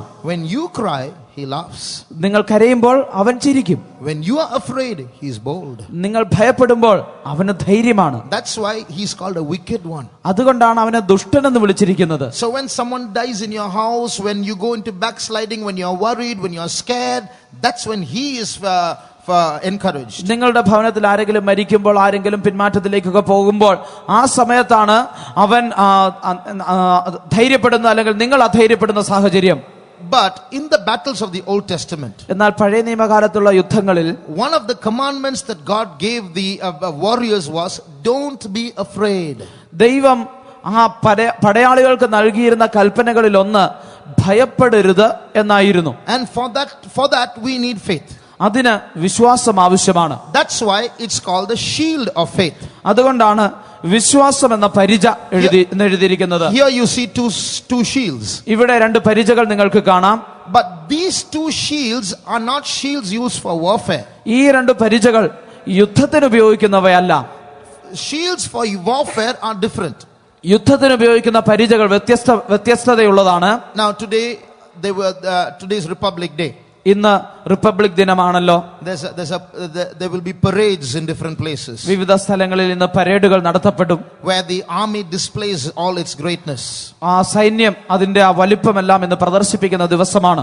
Even in the early days, in the ancient times, when the armies and the soldiers and the horsemen would go in a parade through the country to display their glamour and their greatness and their glory, then they would take these decorative shields with them. പഴയ നിയമകാലത്തും ആദിമ നൂറ്റാണ്ടുകളിലുമൊക്കെ സൈന്യവും പടയാളികളും കുതിരപ്പടയാളികളുമൊക്കെ അവരുടെ മഹത്വം പ്രദർശിപ്പിക്കേണ്ടതിന് അവർ പരേഡുകൾ പോലെ നടന്നു പോകുന്ന സാഹചര്യത്തിൽ അപ്പോഴാണ് ഇപ്രകാരം അലങ്കരിച്ചിട്ടുള്ള പരിചകൾ അവർ ഉപയോഗിച്ചിരുന്നത്. So these shields of faith, but these particular shields which they use for parades are not used in the battle. ഈ പരിചകൾ അത് പരേഡിന് ഉപയോഗിച്ചിരുന്നതാണ്, എന്നാൽ അത് യുദ്ധത്തിന് ഉപയോഗിച്ചിരുന്നില്ല. The shields that are used for battle are huge shields almost going up to their own height. യുദ്ധത്തിന് ഉപയോഗിച്ചിരുന്ന പരിചകൾ എന്ന് പറയുന്നത് വലിപ്പമുള്ള പരിചകളായിരുന്നു. ഏകദേശം അവരുടെ അത്രയും തന്നെ അതിന് പൊക്കമുണ്ടായിരുന്നു. They are rectangular shaped so that they can hide behind them and duck when the enemy throws his darts. അതിന് ദീർഘചതുരാകൃതിയായിരുന്നു. ശത്രു തന്റെ ആയുധങ്ങൾ അമ്പുകൾ അയക്കുമ്പോൾ അവർക്ക് അതിന് പുറകിൽ കുനിഞ്ഞ് അതിനെ ഒഴിവാക്കാമായിരുന്നു. Not only that, അത് മാത്രമല്ല those shields are curved. ആ പരിചകൾ വളഞ്ഞാണ് ഇരുന്നത്. So that when those arrows come, they slide off and go away instead of getting embedded. ആ ശത്രു അമ്പയക്കുമ്പോൾ അമ്പതിന്റെ ഉള്ളിൽ തറഞ്ഞു കയറുന്നതിന് പകരമായി അതിൽ കൊണ്ട് വളഞ്ഞു പോകുമായിരുന്നു. Not only that, അത് മാത്രമല്ല, it's not just plywood. They cover the front portion of their shields with layers of skin, animal skin. അത് പ്ലൈവുഡ് കൊണ്ട് മാത്രമായിരുന്നില്ല അവരുടെ പരിചയം ഉണ്ടാക്കിയിരുന്നത്. അതിന്റെ പുറമെ അവർ മൃഗങ്ങളുടെ തോലുകൊണ്ട് അതിനെ കവർ ചെയ്തിരുന്നു. And what do they do? അവരെന്താണ് ചെയ്തിരുന്നത്? Before they go to fight, അവർ യുദ്ധത്തിന് പോകുന്നതിന് മുമ്പ് they will take their shields and dip it in a river and come out. അവര് ആ പരിചകൾ കൊണ്ടുപോയി ഒരു പുഴയിൽ മുക്കിയിട്ട് കൊണ്ടുവരും. Why? എന്തുകൊണ്ട്? When the fiery dart comes, it gets quenched. തീയമ്പുകൾ വരുമ്പോൾ അത് കെട്ടുപോകും. It hits the water and gets burnt out. അത് വെള്ളത്തിൽ വന്ന് തട്ടിയിട്ട് അത് കെട്ടുപോകുവാനിടയാകും. So this is called the shield of faith. ഇതാണ് വിശ്വാസത്തിന്റെ പരിചയം എന്ന് പറയുന്നത്. Now, so we need the shield of faith above all to quench the fiery darts of the devil. ദുഷ്ടന്റെ തീയമ്പുകളെ കെടുത്തേണ്ടതിന് നമുക്ക് എല്ലാറ്റിനും മീതെ വിശ്വാസം എന്ന പരിച വേണം. Sometimes when we see big enemies, ചിലപ്പോൾ നാം വലിയ ശത്രുക്കളെ കാണുമ്പോൾ we get very scared. നാം വളരെ ഭയപ്പെടാറുണ്ട്. But that's why God, knowing that when the Israelites look at the bigger armies and look at their horses and chariots, they will get scared. അതുകൊണ്ടാണ് Israel ജനം അവരുടെ ശത്രുക്കളെ നോക്കുമ്പോൾ അവരുടെ കുതിരകളും രഥങ്ങളും ഒക്കെ കാണുമ്പോൾ അവർ ഭയപ്പെടുമായിരുന്നു. That's why read Deuteronomy 20 in verse 1. അതുകൊണ്ട് ആവർത്തന പുസ്തകം 21. 20-ാം അധ്യായത്തിന്റെ 1-ാം വാക്യം. When thou goest out to the battle against thine enemies, and seest horses and chariots, and a people more than thou, be not afraid of them, for the Lord thy God is with thee, which brought thee up out of the land of Egypt. നീ ശത്രുക്കളോട് യുദ്ധം ചെയ്യാൻ പുറപ്പെട്ടിട്ട് കുതിരകളെയും രഥങ്ങളെയും നിന്നിൽ അധികം ജനത്തെയും കാണുമ്പോൾ പേടിക്കരുത്. മിസ്രയീം ദേശത്തു നിന്ന് നിന്നെ കൊണ്ടുവന്ന നിന്റെ ദൈവമായ യഹോവ നിന്നോട് കൂടെ ഉണ്ട്. So if you see that your enemy seems to be bigger than you, a giant or greater than you, if you think that enemies are doing witchcraft against you, the word of God says don't get scared. അതുകൊണ്ടാണ് നിങ്ങളുടെ ശത്രു നിങ്ങളെക്കാൾ വലിപ്പമേറിയവരും എണ്ണത്തിൽ കൂടുതലുമായിരിക്കുമ്പോൾ, അല്ലെങ്കിൽ ശത്രു നിങ്ങൾക്കെതിരെ മന്ത്രവാദം ചെയ്യുമ്പോൾ നിങ്ങൾ അത് കണ്ട് ഭയപ്പെടരുത് എന്ന് ദൈവത്തിന്റെ വചനം ഓർപ്പിക്കുന്നത്. There is no demon, there is no adversary that's bigger than our God. നമ്മുടെ ദൈവത്തെക്കാൾ വലിയ യാതൊരു പിശാചോ യാതൊരു ശത്രുവോ ഇല്ല. So when the children of God went to battle at any time, ദൈവമക്കൾ യുദ്ധത്തിന് വേണ്ടി കടന്നു പോകുന്ന ഏത് സമയത്തും of one of the instructions that the leaders would give, the priest also had some time to speak to the battle, to the warriors. നേതാക്കന്മാർ അവരുടെ ആ ജനത്തോട് പടയാളികളോട് സംസാരിക്കുമായിരുന്നു. ചിലപ്പോൾ പുരോഹിതന്മാരും ഇവരോട് സംസാരിക്കുമായിരുന്നു. In every battle the priest would be given some time to speak. ഓരോ യുദ്ധത്തിലും പുരോഹിതന് അല്പനേരം ഇവരോട് സംസാരിക്കുവാൻ ഇടം കൊടുക്കും. Read verses 2 and 3 of the same chapter. 2-3 വാക്യങ്ങൾ കൂടി വായിക്കാം. നിങ്ങൾ പടയേൽപ്പാൻ അടുക്കുമ്പോൾ പുരോഹിതൻ വന്ന് ജനത്തോട് സംസാരിച്ചു, ഇസ്രായേലേ കേൾക്ക, നിങ്ങൾ ഇന്ന് ശത്രുക്കളോട് പടയേൽപ്പാൻ അടുക്കുന്നു. അധൈര്യപ്പെടരുത്, പേടിക്കരുത്, നടുങ്ങിപ്പോകരുത്, അവരെ കണ്ട് ഭ്രമിക്കുകയുമരുത്. And it shall be when ye are come nigh unto the battle, that the priest shall approach and speak unto the people, and shall say unto them, Hear, O Israel, ye approach this day unto the battle against your enemies. Let not your hearts faint, fear not, and do not trouble, neither be ye terrified because of them. So before the Israelites went to battle, the priest would give them words of encouragement to make them bold and then send them to the battle. Israel ജനം യുദ്ധത്തിന് കടന്നു പോകുന്നതിന് മുമ്പായി പുരോഹിതൻ അവരോട് സംസാരിച്ച് അവരെ ധൈര്യപ്പെടുത്തുന്ന വാക്കുകൾ പറഞ്ഞ് അവരെ യുദ്ധത്തിന് അയക്കുമായിരുന്നു. And after encouraging them, if they are still afraid, the Bible says they should not go to battle, they should go home. വേദപുസ്തകം പറയുന്നത് അവരെ ധൈര്യപ്പെടുത്തിയതിനു ശേഷവും അവർക്ക് ഭയമുണ്ടെങ്കിൽ അവർ യുദ്ധത്തിന് പോകരുത്, ഭവനത്തിലേക്ക് മടങ്ങിപ്പോകണമെന്നാണ്. Read verse 8. 8-ാം വാക്യം വായിക്കാം. പ്രമാണികൾ പിന്നെയും ജനത്തോട് പറയേണ്ടത്, ആർക്കെങ്കിലും ഭയവും അധൈര്യവും ഉണ്ടെങ്കിൽ അവൻ തന്റെ ഹൃദയം പോലെ സഹോദരന്റെ ഹൃദയവും ധൈര്യം കെടുത്താതിരിക്കേണ്ടതിന് വീട്ടിലേക്ക് മടങ്ങിപ്പോകട്ടെ. And the officers shall speak further unto the people, and they shall say, What man is there that is fearful and faint-hearted? Let him go and return unto his house, lest his brethren's heart faint as well as his heart. So what's the danger of putting a fearful person in an army? ഒരു സൈന്യത്തിൽ ഭയമുള്ള ഒരു മനുഷ്യനെ വെച്ചാൽ എന്താണ് അപകടം? When he gets afraid, he'll make others afraid also. താൻ ഭയപ്പെടുമ്പോൾ താൻ മറ്റുള്ളവരെ കൂടി ഭയപ്പെടുത്തും. Instead of screaming at the enemy and saying charge, he will say, hey, look at the enemy, look at the enemy, and all the others will get afraid and run. ശത്രുവിനെ നേരെ നോക്കി അവനെ നേരെ ആക്രമിക്കുക എന്ന് പറയുന്നതിന് പകരം ഇവൻ അവിടെ നിന്ന് അയ്യോ ശത്രുവിനെ നോക്കുക, അവനെ നോക്കുക എന്ന് പറഞ്ഞ് അവൻ അവിടെ നിന്ന് ഭയപ്പെടും. So that's why if a person is afraid, don't go and fight the battle, go home. അതുകൊണ്ടാണ് ആർക്കെങ്കിലും ഭയമുണ്ടെങ്കിൽ അവർ യുദ്ധം ചെയ്യരുത്, മടങ്ങി ഭവനത്തിൽ പോകണം. So to fight in our battles, we need what is called the shield of faith. നമ്മുടെ യുദ്ധങ്ങളിൽ നമുക്ക് പോരാടേണ്ടതിന് നമുക്ക് വിശ്വാസം എന്ന പരിച വേണം. Now read another verse. മറ്റൊരു വാക്യം കൂടി വായിക്കാം. Deuteronomy chapter 7. ആവർത്തന പുസ്തകം 7-ാം അധ്യായം verses 17 and 18. 17-ഉം 18-ഉം വാക്യങ്ങൾ. ഈ ജാതികൾ എന്നേക്കാൾ പെരുപ്പമുള്ളവർ, അവരെ നീക്കിക്കളവാൻ എനിക്ക് എങ്ങനെ കഴിയും എന്ന് നീ നിന്റെ ഹൃദയത്തിൽ പറയുമായിരിക്കും. എന്നാൽ അവരെ ഭയപ്പെടരുത്. നിന്റെ ദൈവമായ യഹോവ ഫറവോനോടും എല്ലാ മിസ്രയീമ്യരോടും ചെയ്തതായി നിന്റെ കണ്ണാലെ കണ്ട വലിയ പരീക്ഷകളും അടയാളങ്ങളും അത്ഭുതങ്ങളും നിന്റെ ദൈവമായ യഹോവ നിന്നെ പുറപ്പെടുവിച്ച ബലമുള്ള കൈയും നീട്ടിയ ഭുജവും നീ നല്ലവണ്ണം ഓർക്കണം. If thou shalt say in thine heart, These nations are more than I, how can I dispossess them? Thou shalt not be afraid of them, but shall well remember what the Lord thy God did unto Pharaoh and unto all Egypt. There are many things that I would like to say to you, but there's no time. നിങ്ങളോട് പറയുവാൻ എനിക്ക് പല കാര്യങ്ങളുണ്ട്, പക്ഷേ എല്ലാത്തിനും സമയമില്ല. So I would just like to stop with this. ഞാൻ ഇതുകൊണ്ട് അവസാനിപ്പിക്കുവാനാണ് ആഗ്രഹിക്കുന്നത്. So when you look at the enemy, നിങ്ങൾ ശത്രുവിനെ നോക്കുമ്പോൾ, and if you feel they are too big for you, അവർ നിങ്ങളെക്കാൾ പെരുപ്പമുള്ളവരെന്ന് തോന്നുമ്പോൾ, then the Bible gives us an exhortation. ദൈവത്തിന്റെ വചനം നമുക്കൊരു ഉണർവ് നൽകുന്നുണ്ട്. How do we in our spiritual life think that the enemy is big? നമ്മുടെ ജീവിതത്തിൽ ശത്രു നമ്മേക്കാൾ വലിയവരാണെന്ന് നാം എപ്രകാരമാണ് ചിന്തിക്കുന്നത്? We don't see any literal enemy before us. The enemy is invisible. നമ്മുടെ മുമ്പാകെ അക്ഷരികമായി നാം യാതൊരു ശത്രുവിനെ കാണുന്നില്ല, അവൻ അദൃശ്യനാണല്ലോ. We are fighting with hidden enemies. നാം മറഞ്ഞിരിക്കുന്ന ഒരു ശത്രുവിനോടാണ് പോരാടുന്നത്. But when do we feel he is big? എപ്പോഴാണ് അവൻ വലിപ്പമുള്ളവനാണെന്ന് നമുക്ക് തോന്നുന്നത്? When we try to resist him and nothing happens. നാം അവനോട് എതിർത്ത് നിൽക്കുന്നു, എന്നാൽ ഒന്നും സംഭവിക്കുന്നില്ല.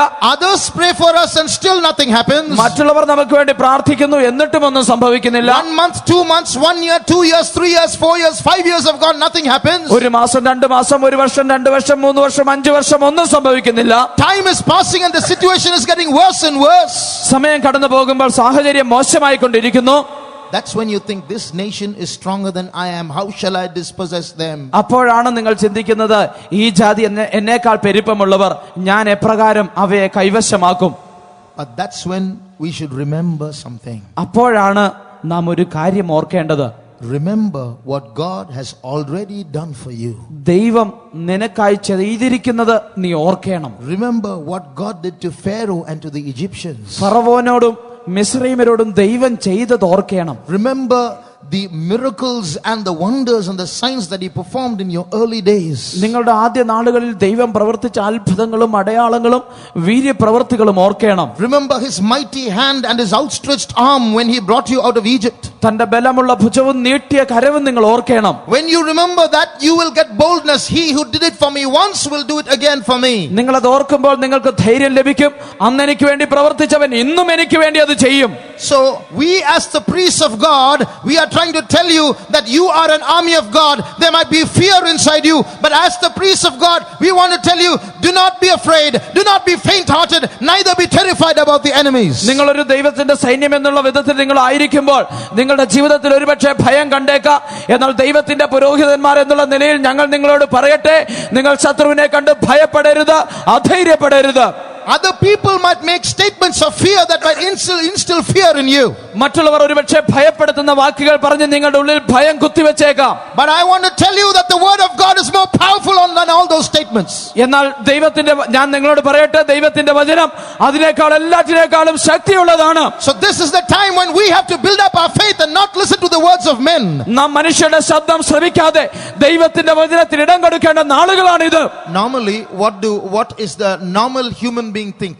സാധാരണയായ ഒരു മനുഷ്യൻ എപ്രകാരമാണ് ചിന്തിക്കുന്നത്? If you are sick, നിങ്ങൾ രോഗികളാണെങ്കിൽ it's the tendency of human being to believe a doctor's statement rather than the statement of a servant of God. സാധാരണ ഒരു മനുഷ്യന്റെ ചിന്താഗതി അനുസരിച്ച് ഒരു ദൈവപൈതലിന്റെ വാക്ക് വിശ്വസിക്കുന്നതിനേക്കാൾ ഉപരിയായി അവൻ ഒരു ഡോക്ടറുടെ വാക്കാണ് അധികമായി വിശ്വസിക്കുക. In the first century, when a group of prisoners were going in a ship guarded by a centurion, ആദിമ നൂറ്റാണ്ടിൽ ഒരു കൂട്ടം തടവ് പുള്ളികൾ ഒരു ശതാധിപന്റെ കീഴിൽ ഒരു കപ്പലിൽ യാത്ര ചെയ്തുകൊണ്ടിരിക്കുമ്പോൾ St. Paul was amongst the prisoners.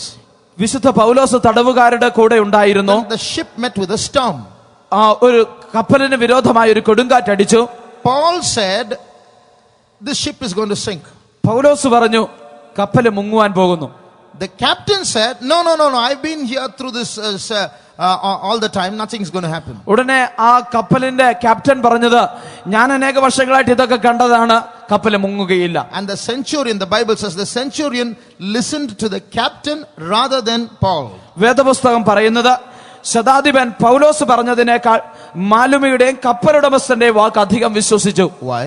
എന്തുകൊണ്ട്? That's how human intelligence works. അങ്ങനെയാണ് മാനുഷിക ജ്ഞാനം പ്രവർത്തിക്കുന്നത്. The captain knows the ship, the captain knows the sea, the captain knows the weather, the captain is familiar with this area, with this route, so naturally he knows better than Paul. മാലുമിക്ക് അല്ലെ കപ്പലുടമസ്ഥന് കപ്പലിനെ കുറിച്ച് അറിയാം, വെള്ളത്തെ കുറിച്ച് അറിയാം, അത് പോകുന്ന വഴിയെ കുറിച്ച് അറിയാം. പൗലോസ് അപ്പോസ്തലനേക്കാൾ കൂടുതൽ തനിക്ക് ഈ കാര്യങ്ങൾ അറിവുള്ളവനാണ്. So in the same way, അതേപോലെ തന്നെ if a servant of God speaks words of faith, ഒരു ദൈവ ശുശ്രൂഷകൻ വിശ്വാസത്തിന്റെ വാക്കുകൾ സംസാരിച്ചാൽ, all these words of faith, the shield of faith can catch fire. All that plywood will go helter skelter. You will be a man without a shield as these fiery darts come against you. After that, when people make statements against you, against your sickness. ഇങ്ങനെയുള്ള വിശ്വാസത്തിന്റെ വാക്കുകൾ നിങ്ങൾ ശ്രവിക്കുന്നെങ്കിൽ തന്നെയും നിങ്ങളുടെ രോഗത്തിന് വിരോധമായി മറ്റു മനുഷ്യർ സംസാരിക്കുമ്പോൾ നിങ്ങളുടെ ഈ വിശ്വാസം എന്നുള്ള പരിച അത് ശത്രുവിന്റെ ഈ തീയമ്പിൽ തട്ടി അത് തീ പിടിക്കുകയും ചിതറിപ്പോകുകയും ചെയ്യുവാൻ ഇടയായി തീരും. One day a small growth started coming from the inner part of my eye. ഒരു ദിവസം എന്റെ കണ്ണിന്റെ ഉള്ളിൽ നിന്ന് ചെറിയൊരു മുഴ വളർന്നു വരുവാൻ തുടങ്ങി. And it became bigger and bigger and it came out of my eye and started covering my eyeball. അത് വലുതായി വന്ന് കണ്ണിന് പുറത്തേക്ക് വന്ന് കൺമണിയെ അത് മൂടുവാൻ തുടങ്ങി. So when I opened my eyes, I could see a disruption there. There was something there standing in the middle and hindering my sight. ഞാൻ എന്റെ കണ്ണ് തുറക്കുമ്പോൾ എന്റെ കണ്ണിന് മുമ്പിൽ ഒരു തടസ്സമുള്ളതായി, എന്റെ കാഴ്ച തടസ്സപ്പെടുത്തുന്നതായിട്ട് എനിക്ക് അനുഭവിക്കുവാൻ കഴിഞ്ഞു. One day I went to a house to visit a believer. ഒരു ദിവസം ഒരു വിശ്വാസിയെ സന്ദർശിക്കേണ്ടതിന് ഞാൻ ഒരു ഭവനത്തിൽ പോയി. Not a very good believer, but comes to church. ഒരു നല്ല വിശ്വാസിയല്ല, എന്നാൽ സഭയിൽ വരുന്നു. She was a nurse. താൻ ഒരു നേഴ്സ് ആയിരുന്നു. So when I sat there, suddenly she, brother, what's that in your eyes? ഞാൻ അവിടെ ചെന്ന ഉടനെ ചോദിച്ചു, സഹോദരാ, നിങ്ങളുടെ കണ്ണിൽ എന്താണ്? I said, something is growing out. ഞാൻ പറഞ്ഞു, എന്തോ വളർന്നു വരുന്നു. Then she said, oh, you shouldn't leave it like this. ഉടനെ താൻ പറഞ്ഞു, അത് അങ്ങനെ വിടരുത്. Then I said, what should be done? ഞാൻ ചോദിച്ചു, അപ്പോൾ എന്ത് ചെയ്യണം? What you should have done beforehand itself. While it was small itself, you should have either scraped your hand and placed a warm hand on your eyes, or you should have taken some spit and put it on top of your eyes. It would have come off. Now that it is grown, it will become bigger and bigger and cover your eyes. നിങ്ങളത് എന്തെങ്കിലും ചെയ്യുമായിരുന്നെങ്കിൽ നേരത്തെ ചെയ്യണമായിരുന്നു. അത് വളർന്നു വരുന്നതിന് മുമ്പ് നിങ്ങളുടെ കൈ ചൂടാക്കി അതിന്റെ മുകളിൽ വെക്കുകയോ അല്ലെങ്കിൽ അല്പം തുപ്പൽ അതിന്മേൽ പുരട്ടുകയോ ചെയ്യുമ്പോൾ അതൊരുപക്ഷെ അത് അവിടെ നിന്ന് വിട്ടുവന്നേനെ. എന്നാൽ ഇപ്പോൾ അത് വലുതായിരിക്കുന്നുവല്ലോ. Then she said, there's one solution. എന്നിട്ട് താൻ അതിനൊരു പരിഹാരം കൂടി പറഞ്ഞു. She said, if you want, I'll come one day and I'll take a scissors and I'll cut it. താൻ പറഞ്ഞു, നിങ്ങൾക്ക് വേണമെങ്കിൽ ഒരു ദിവസം ഞാൻ വന്ന് കത്രിക എടുത്ത് അത് മുറിച്ചു മാറ്റാം. My heart missed a beat at that time. ആ സമയത്ത് എൻ്റെ ഹൃദയം ഒരു നിമിഷം ഇടിക്കുവാൻ നിന്നുപോയി. Is that the only solution? Take a scissors and cut that. Won't it pain? Yes, it will pain. You have to take some ice and put it on your eyes and sit like that for 2 days. It will be okay. കത്രിക എടുത്ത് കണ്ടിക്കുക എന്നുള്ളതാണോ അതിനുള്ള ഏക പരിഹാര മാർഗം? അങ്ങനെ മുറിച്ചു കളയുമ്പോൾ വേദന എടുക്കുകയില്ല എന്ന് ചോദിച്ചു. ഉടനെ പറഞ്ഞു, അത് വേദനയൊക്കെ എടുക്കും, അത് സാരമില്ല, കുറച്ച് ഐസൊക്കെ എടുത്ത് വെച്ചിട്ട് 2 ദിവസം അങ്ങനെ ഇരുന്നാൽ മതി, അതങ്ങ് മാറിക്കോളും എന്ന് പറഞ്ഞു. Then I went and prayed. ഞാൻ അതിനുശേഷം പോയി പ്രാർത്ഥിച്ചു. There was slight fear. The fiery darts of the enemy was there hitting my shield of faith. എനിക്ക് ചെറിയ ഭയം തോന്നി. ദുഷ്ടന്റെ തീയമ്പ് എന്റെ വിശ്വാസം എന്ന പരിചയം വന്ന് തട്ടുവാൻ തുടങ്ങി. I realized that the plywood was catching fire. ആ പ്ലൈവുഡിന് തീ പിടിക്കുന്നത് എനിക്ക് മനസ്സിലാക്കുവാൻ കഴിഞ്ഞു. Then I sat in the presence of God. ഞാൻ അതിനുശേഷം ദൈവസന്നിധിയിലിരുന്നു. I realized I have to dip my shield in water. എനിക്ക് മനസ്സിലായി ഞാൻ എന്റെ പരിചയം എടുത്ത് വെള്ളത്തിൽ മുക്കണമെന്ന്. And then I started praying, and then God strengthened my faith. ഞാൻ പ്രാർത്ഥിച്ചു, ദൈവം എന്റെ വിശ്വാസത്തെ ബലപ്പെടുത്തി. After a few days, what happened was it became black. ചില ദിവസങ്ങൾക്ക് ശേഷം സംഭവിച്ചത് അവിടെ അത് that growth became black. ആ വളർന്നു വന്ന ആ മുഴ അത് കറുത്ത കളറിലായി തീർന്നു. It started bleeding. അതിൽ നിന്ന് രക്തം വരുവാൻ തുടങ്ങി. So while I would conduct Bible studies, I would have tissue paper in my pocket and I would be rubbing and removing all the blood every now and then. ഞാൻ വേദപാഠ ക്ലാസ്സുകളൊക്കെ നടത്തുമ്പോൾ എൻ്റെ pocket നിറയെ ടിഷ്യൂ പേപ്പറുകൾ ഉണ്ടായിരിക്കും. അതിൽ നിന്ന് വരുന്ന രക്തം ഞാൻ എപ്പോഴും തുടച്ച് ഒപ്പിയെടുത്തുകൊണ്ടിരിക്കും. And one day one phone call came. ഒരു ദിവസം എനിക്കൊരു ഫോൺ കോൾ വന്നു. Brother, some people say it might be cancer also. സഹോദര, ചിലർ പറയുന്നത് എന്താണെന്ന് അറിയാമോ? അത് ക്യാൻസർ ആണ് എന്നാണ്. This is another fiery dart. അത് മറ്റൊരു തീയമ്പാണ്. But then because I prayed, now I was strong. This time I didn't get afraid. എന്നാൽ ആ സമയം കൊണ്ട് ഞാൻ പ്രാർത്ഥിച്ചിരുന്നത് കൊണ്ട് എനിക്ക് ധൈര്യമുണ്ടായിരുന്നു. ഈ പ്രാവശ്യം ഞാൻ ഭയപ്പെട്ടില്ല. So I kept exercising my faith and kept doing my ministries. ഞാൻ എൻ്റെ വിശ്വാസം അത് പരിശീലിച്ചുകൊണ്ട് ഞാൻ എൻ്റെ ശുശ്രൂഷ തുടർന്നുകൊണ്ടിരുന്നു. You know what happened? എന്ത് സംഭവിച്ചെന്നറിയുമോ? This growth started getting smaller and smaller and went back inside my eyes. ഈ മുഴ അത് ചെറുതാകുവാൻ തുടങ്ങി. ചെറുതായി കണ്ണിന്റെ ഉള്ളിലേക്ക് പോയി. One day I was rubbing my eyes like this. It fell and came into my hands and I threw it away. That was the end of the sickness. ഒരു ദിവസം ഞാൻ എൻ്റെ കണ്ണ് ഇങ്ങനെ ചൊറിഞ്ഞ സമയത്ത് അതെന്റെ കയ്യിലേക്ക് വീണു. ഞാൻ അത് എറിഞ്ഞു കളഞ്ഞു. അങ്ങനെ എൻ്റെ രോഗവും പോയി. So we should not get afraid of the adversary. നാം ശത്രുവിനെ കണ്ട് ഭയപ്പെടരുത്. We are called to believe the word of God. നാം ദൈവവചനം വിശ്വസിക്കേണ്ടതിന് വിളിക്കപ്പെട്ടവരാണ്. Is there anyone here who is sick? Put up your hands. ഇവിടെ രോഗികളായിട്ടുള്ള ആരെങ്കിലും ഉണ്ടെങ്കിൽ നിങ്ങളുടെ കരമൊന്ന് ഉയർത്തിയാട്ടെ. Big sickness or small sickness or chronic sickness, put up your hands. വലുതോ ചെറുതോ മരണകരമായ ഏതോ രോഗമായിക്കൊള്ളട്ടെ, നിങ്ങളുടെ കരം ഉയർത്തിയാട്ടെ. We are going to do a practical exercise now. ഇപ്പോൾ നമ്മുടെ ജീവിതത്തിൽ പ്രാവർത്തികമാക്കുന്ന ഒരു അനുഭവം ചെയ്യുവാൻ പോകുകയാണ്. If you are sick, remember you are in the middle of a battle. നിങ്ങൾ രോഗിയാണെങ്കിൽ മനസ്സിലാക്കണം, നിങ്ങൾ ഒരു പോർക്കളത്തിലാണ്. So you have an enemy. He's put that sickness in you. It's not the will of God that you be sick. ഒരു ശത്രുവാണ് നിങ്ങൾക്ക് ആ രോഗം കൊണ്ടുവന്നിരിക്കുന്നത്. നിങ്ങൾ രോഗിയായിരിക്കുക എന്നുള്ളത് ദൈവഹിതമല്ല. And you'll have a lot of fiery darts thrown at you from the tongues of human beings. മനുഷ്യരുടെ നാവിൽ നിന്ന് നിങ്ങളുടെ നേരെ എറിയപ്പെട്ടിരിക്കുന്ന അനേക തീയമ്പുകളുമുണ്ട്. Brother, you're neglecting this for so long. സഹോദര, അനേക ദിവസങ്ങളായിട്ട് നിങ്ങൾ ഇതിനെ കരുതുന്നില്ലല്ലോ. Better have a checkup. പോയെന്ന് പരിശോധിച്ച് നോക്ക്. Just see what it is. Only then you will know your diet, isn't it? Put on your hands, please. എല്ലാവരും കരം താഴ്ത്തിയിടുക. നിങ്ങൾ പോയെന്ന് പരിശോധിച്ച് നോക്കുക. അപ്പോൾ അറിയാമല്ലോ അതെന്താണെന്ന്. അങ്ങനെയാണെങ്കിൽ നിങ്ങളുടെ ഭക്ഷണം ക്രമീകരിക്കാമല്ലോ. So then you go and have a checkup. അപ്പോൾ നിങ്ങൾ പോയി ഒരു പരിശോധന നടത്തും. The doctor says, why didn't you come before? Doctor ചോദിക്കും, എന്തുകൊണ്ട് നേരത്തെ വന്നില്ല? In 2 days you have to have an operation, others finished for you. 2 ദിവസത്തിനുള്ളിൽ ഓപ്പറേഷൻ നടത്തിയില്ലെങ്കിൽ നിങ്ങളുടെ കാര്യം കഴിഞ്ഞു. All your shield, the huge shield of faith, will catch fire immediately and burnt up to ashes that time itself. ഒരു നിമിഷം കൊണ്ട് നിങ്ങളുടെ വലിയ വിശ്വാസത്തിന്റെ പരിച തീ പിടിച്ച് ചാരമായി തീരും. then you are a slave to whatever human beings as you said. So you give your body to the adversary. The temple of God is now being used by somebody else. നിങ്ങൾ മനുഷ്യരുടെ വാക്കുകൾ കേട്ട് അതിനടിമയായി തീർന്ന് ദൈവത്തിന്റെ ആലയമാകുന്ന നിങ്ങളുടെ ശരീരം മനുഷ്യർക്ക് കൊടുത്ത് അവർ അതിന്മേൽ എന്തൊക്കെയോ ചെയ്യുന്നു. And finally they say, please sign. If you die, I am not responsible. അവസാനം അവർ പറയുന്നു, നിങ്ങൾ ഞാൻ മരിച്ചാൽ ഇദ്ദേഹം ഉത്തരവാദിയല്ല എന്ന് നിങ്ങൾ ഒപ്പിട്ട് തരുവാൻ കൂടി പറയുന്നു. One day one of our believers was sick. ഒരിക്കൽ ഞങ്ങളുടെ ഒരു വിശ്വാസി രോഗിയായിരുന്നു. And he stood for divine healing. താൻ ദൈവിക രോഗശാന്തിക്ക് വേണ്ടി നിന്ന വ്യക്തിയാണ്. All the relatives opposed. What is this? തന്റെ ബന്ധുക്കൾ എല്ലാവരും എതിർത്ത്, എന്താണിത്? So they called a doctor. അവരൊരു ഡോക്ടറെ വിളിച്ചു. Doctor said, don't be foolish like this in this century. Doctor തന്നോട് പറഞ്ഞു, ഈ നൂറ്റാണ്ടിൽ ഇതുപോലെ വിഡ്ഢിയായിരിക്കരുത്. Then the believer asked him one question. അപ്പോൾ ആ വിശ്വാസി ആ ഡോക്ടറോട് ഒരു ചോദ്യം ചോദിച്ചു. Sir, I'll come to the hospital. Sir, ഞാൻ ആശുപത്രിയിലേക്ക് വരാം. But will you guarantee my healing? എന്റെ സൗഖ്യം നിങ്ങൾക്ക് ഉറപ്പ് തരുവാൻ കഴിയുമോ? No, I can't guarantee your healing. എനിക്ക് അങ്ങനെ ഉറപ്പൊന്നും തരാൻ കഴിയില്ല. I'm sorry, I can't come, sir. എങ്കിൽ എനിക്ക് വരുവാൻ കഴിയുകയില്ല. So that's all they can do. അതാണ് അവർക്ക് ചെയ്യുവാൻ കഴിയുന്നത്. With all their education, they can only try.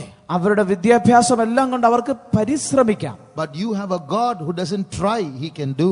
എന്നാൽ നിങ്ങൾക്കുള്ള ദൈവം അവൻ പരിശ്രമിക്കുകയല്ല, അവൻ ചെയ്യും. Today, if you believe, you can see the glory of God. ഇന്ന് നിങ്ങൾ വിശ്വസിക്കുന്നുവെങ്കിൽ ദൈവത്തിന്റെ മഹത്വം കാണുവാൻ കഴിയും. All those who will say, Jesus has never done any miracle in my life, I'll put up your hand.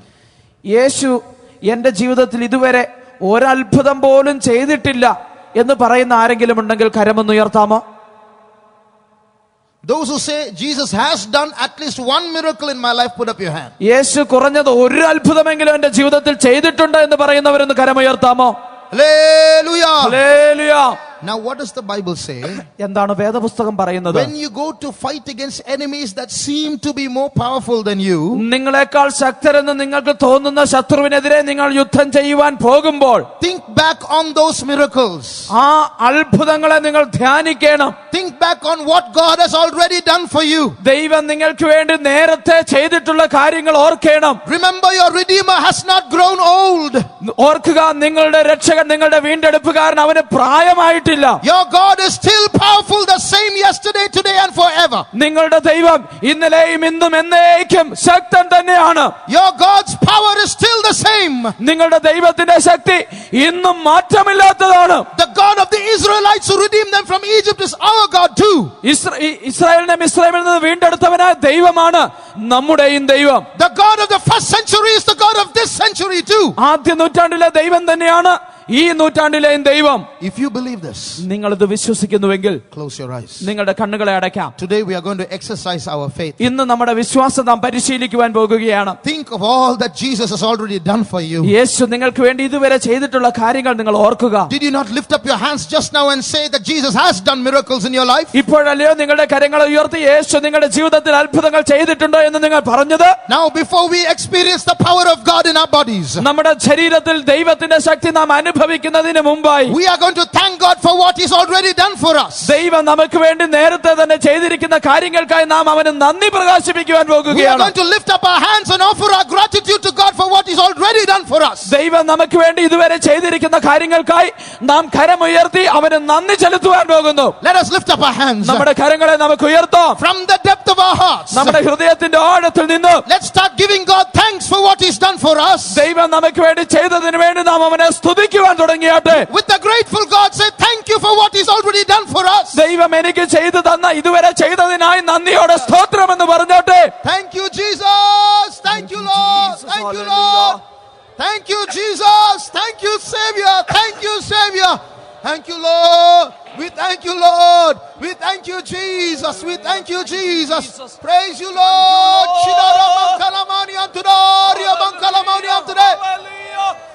Thank you, Jesus. We praise, we praise, we praise, we praise, we praise you, Jesus. മനക്ലേശതരംഗങ്ങളാൽ ദുഃഖസാഗരത്തിൽ മുങ്ങുമ്പോൾ മനക്ലേശതരംഗങ്ങളാൽ ദുഃഖസാഗരത്തിൽ മുങ്ങുമ്പോൾ തിരുക്കരം നീട്ടിയെടുത്തടച്ചു ഭയപ്പെടേണ്ട എന്നുറച്ചവനെ കാണിച്ചു. ഭയപ്പെടേണ്ടായെന്നുരച്ചവനെ വാഴ്ത്തുമേ വാഴ്ത്തുമേ എന്റെ പ്രിയനെ. ജീവകാലമെല്ലാം ഈ ഒരു യാത്രയിൽ നന്ദിയോടെ ഞാൻ പാടിടുമേ, നന്ദിയോടെ ഞാൻ പാടിടുമേ. 1 minute. ഒരു നിമിഷം. As we sing now, we are offering our gratitude to God. നാം ഇപ്പോൾ പാടിക്കൊണ്ടിരിക്കുമ്പോൾ തന്നെ നമ്മുടെ നന്ദി ദൈവത്തിന് പ്രകാശിപ്പിച്ചുകൊണ്ടിരിക്കുകയാണ്. Oh, Lord, I remember those days of tension and sorrow and worry in the past. ആ മനക്ലേശ തരംഗങ്ങളുടെ ആ പഴയ നാളുകൾ ഞാൻ ഓർക്കുന്നു. But you stretched forth your hand and you saved me. എന്നാൽ നീ നിന്റെ കരം നീട്ടി എന്നെ വിടുവിച്ചു. And therefore I worship you, O God, for all that you've done for me. അതുകൊണ്ട് ദൈവമേ, നീ എനിക്ക് വേണ്ടി ചെയ്ത എല്ലാത്തിനുമായി ഞാൻ നിന്നെ ആരാധിക്കുന്നു, നിന്നെ വാഴ്ത്തുന്നു. Dear children of God, പ്രിയ ദൈവമക്കളെ, take up your shield of faith. ഇന്ന് വിശ്വാസത്തിന്റെ പരിചയം നിങ്ങൾ എടുക്കുക. Dip it in the water of the anointing. അത് അഭിഷേകം എന്നുള്ള ആ വെള്ളത്തിൽ മുക്കുക. And as you take it out, അത് നിങ്ങൾ പുറത്തെടുക്കുമ്പോൾ, when the fiery darts of the adversary come against you, ആ ശത്രുവിന്റെ തീയമ്പുകൾ നിങ്ങൾക്ക് നേരെ കടന്നു വരട്ടെ. that fiery dart is going to be put out. ഇന്ന് ആ തീയമ്പ് കെട്ടുപോകുവാൻ തുടങ്ങുകയാണ്. Whatever sickness you have, നിങ്ങളുടെ രോഗം എന്തുമായിക്കൊള്ളട്ടെ, if you believe, you will see the glory of God now. നിങ്ങൾ വിശ്വസിക്കുന്നുവെങ്കിൽ ഇപ്പോൾ നിങ്ങൾ ദൈവത്തിന്റെ മഹത്വം കാണും. We are going to sing this song once again. നാം ഒരിക്കൽ കൂടി ആ പാട്ട് പാടുവാൻ പോകുന്നു. We have a powerful God with us. നമുക്ക് ശക്തനായ ഒരു ദൈവം നമ്മോട് കൂടെ ഉണ്ട്. Your God is not a doll. നമ്മുടെ ദൈവം ഒരു പാവയല്ല. Your God is not a human being. നിങ്ങളുടെ ദൈവം ഒരു മനുഷ്യനല്ല. He is the Almighty God. അവൻ ശക്തനായ He ദൈവമാണ്. is the Creator God. അവൻ സൃഷ്ടാവായ ദൈവമാണ്. Is there anything too hard for me? He asks. അവൻ ചോദിക്കുന്നത്, എനിക്ക് അസാധ്യമായി എന്തെങ്കിലും ഉണ്ടോ? Now we are all going to clap our hands and sing this song. നാം എല്ലാം ഇപ്പോൾ കരങ്ങളെ അടിച്ച് ആ പാട്ട് പാടണം. As we sing this song, ആ പാട്ട് നാം പാടുമ്പോൾ our powerful God is going to move in our midst. നമ്മുടെ ശക്തനായ ദൈവം നമ്മുടെ മധ്യേ പ്രവർത്തിക്കുവാൻ പോകുന്നു. In the name of Jesus, you are going to be healed. യേശുവിന്റെ നാമത്തിൽ നിങ്ങൾ സൗഖ്യമാകുവാൻ പോകുന്നു. By the stripes of Jesus, you are going to be healed. യേശുവിന്റെ അടിപ്പിണരുകൾ നിങ്ങൾ സൗഖ്യമാകുവാൻ പോകുന്നു. Thus saith the Lord of hosts, fear not. സൈന്യങ്ങളുടെ യഹോവ ഇപ്രകാരം പറയുന്നു, ഭയപ്പെടേണ്ട. Do not be afraid of your sickness. നിങ്ങളുടെ രോഗത്തെ കുറിച്ച് ഭയപ്പെടേണ്ട. Do not be afraid of what doctors say. Doctor പറഞ്ഞതിനെ കുറിച്ച് നിങ്ങൾ ഭയപ്പെടേണ്ട. I am the Lord that healeth thee. ഞാൻ നിന്നെ സൗഖ്യമാക്കുന്ന യഹോവയാകുന്നു. I will bless your bread and your water and take away sickness from your midst. ഞാൻ നിന്റെ അപ്പത്തെയും വീഞ്ഞിനെയും അനുഗ്രഹിച്ച് രോഗത്തെ നിന്റെ മധ്യേ നിന്ന് നീക്കിക്കളയും. How many of you say, I believe? Put up your hands. ഞാൻ വിശ്വസിക്കുന്നു എന്ന് പറയുന്നവർ നിങ്ങളുടെ കരമുയർത്തിയാട്ടെ. How many of you say, I believe? Put up your hands. ഞാൻ വിശ്വസിക്കുന്നു എന്ന് പറയുന്നവർ കരമുയർത്തിയാട്ടെ. If you believe that your God is a mighty God, an almighty God, put up your hands. നിങ്ങളുടെ ദൈവശക്തനാണ്, സർവശക്തനാണ് എന്ന് വിശ്വസിക്കുന്നവർ കരങ്ങൾ ഉയർത്തിയാട്ടെ. Blessed are you that believe. You will see the glory of God in your body now. വിശ്വസിക്കുന്നവർ ഭാഗ്യവാന്മാർ, അവർ ദൈവത്തിന്റെ മഹത്വം കാണും. Listen. ശ്രദ്ധിക്കുക. Doctors will say that diabetes cannot be healed. ഡോക്ടർമാർ പറഞ്ഞേക്കാം പ്രമേഹം സൗഖ്യമാകുകയില്ല. Doctors can say cancer will not be healed. Cancer സൗഖ്യമാക്കുവാൻ കഴിയുകയില്ല എന്ന് വൈദ്യന്മാർ പറഞ്ഞേക്കാം. But Jesus never made such a statement. എന്നാൽ യേശു ഒരിക്കലും അപ്രകാരം പറഞ്ഞിട്ടില്ല. The Bible says he healed all manner of sicknesses. വേദപുസ്തകം പറയുന്നത് അവൻ സകല വ്യാധികളും സൗഖ്യമാക്കി. By his stripes every disease in this world can be healed. അവന്റെ അടിപ്പിണരുകളാൽ ഈ ലോകത്തിലുള്ള സകല രോഗങ്ങളും സൗഖ്യമാക്കുവാൻ കഴിയും. So let's join and sing with faith. നാം അതുകൊണ്ട് ഒന്ന് ചേർന്ന് വിശ്വാസത്തോടെ നമുക്ക് പാടാം. As we clap our hands and sing, an anointing is going to come down. നാം കരങ്ങളെ അടിച്ച് പാടുമ്പോൾ ഒരു അഭിഷേകം ഇറങ്ങി വരുവാൻ പോകുന്നു. And as we sing, that yoke of many years is going to be broken. നാം പാടുമ്പോൾ അനേക നാളുകളായിട്ടുള്ള ആ യുഗം തകർക്കപ്പെടുവാൻ പോകുന്നു. Today you're going to see a victory in your battle. ഇന്ന് നിങ്ങളുടെ യുദ്ധത്തിൽ നിങ്ങളൊരു ജയം കാണുവാൻ പോകുന്നു. മനക്ലേശ തരംഗങ്ങളാ ദുഃഖസാഗരത്തിൽ മനക്ലേശ തരംഗങ്ങളാ ദുഃഖസാഗരത്തിൽ തിരുക്കരമെടുക്കണച്ചു ഭയപ്പെടേണ്ടായെന്നുരച്ചവനെ തിരുക്കരമെടുക്കണച്ചു ഭയപ്പെടേണ്ടായെന്നുരച്ചവനെ വാഴ്ത്തുമേ എന്റെ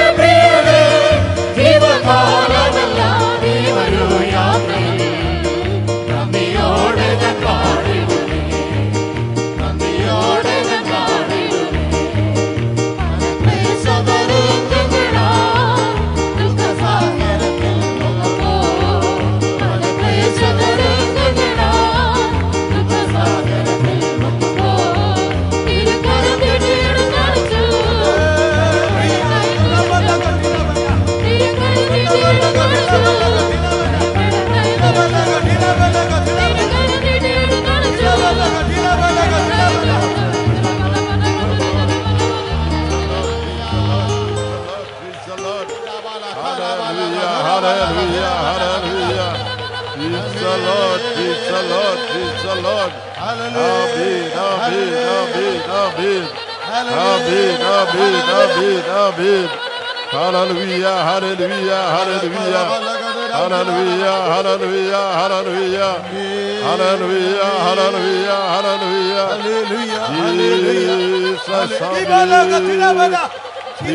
the Lord, preach the Lord, preach the Lord, preach the Lord, preach the Lord, preach the Lord, preach the Lord, preach the Lord. Hallelujah, hallelujah, hallelujah. Hallelujah, hallelujah, hallelujah. Hallelujah, hallelujah. Amen, amen, amen, amen. Amen, amen, amen, amen. Hallelujah, hallelujah, hallelujah. Preach the Lord, preach the Lord, preach the Lord. Preach the Lord, preach the Lord, preach the Lord. Hallelujah, hallelujah, hallelujah. Jesus. Amen, amen, amen, amen, amen. Preach the Lord, preach the Lord, preach the Lord, preach the Lord, preach the Lord. Preach the Lord, preach the Lord, preach the Lord. Hallelujah, hallelujah, hallelujah, hallelujah, hallelujah, hallelujah, hallelujah, hallelujah. Amen, amen, amen, amen, amen. Hallelujah, hallelujah. Praise the Lord, praise the Lord, praise the Lord. Praise the Lord, praise the Lord, praise the Lord. Praise the Lord, praise the Lord, praise the Lord, praise the Lord. Hallelujah.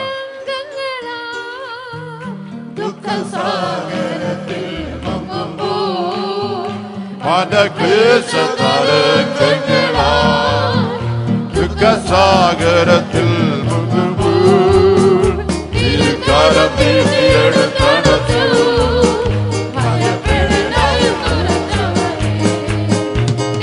കരം വീശിയെടുത്തടച്ചു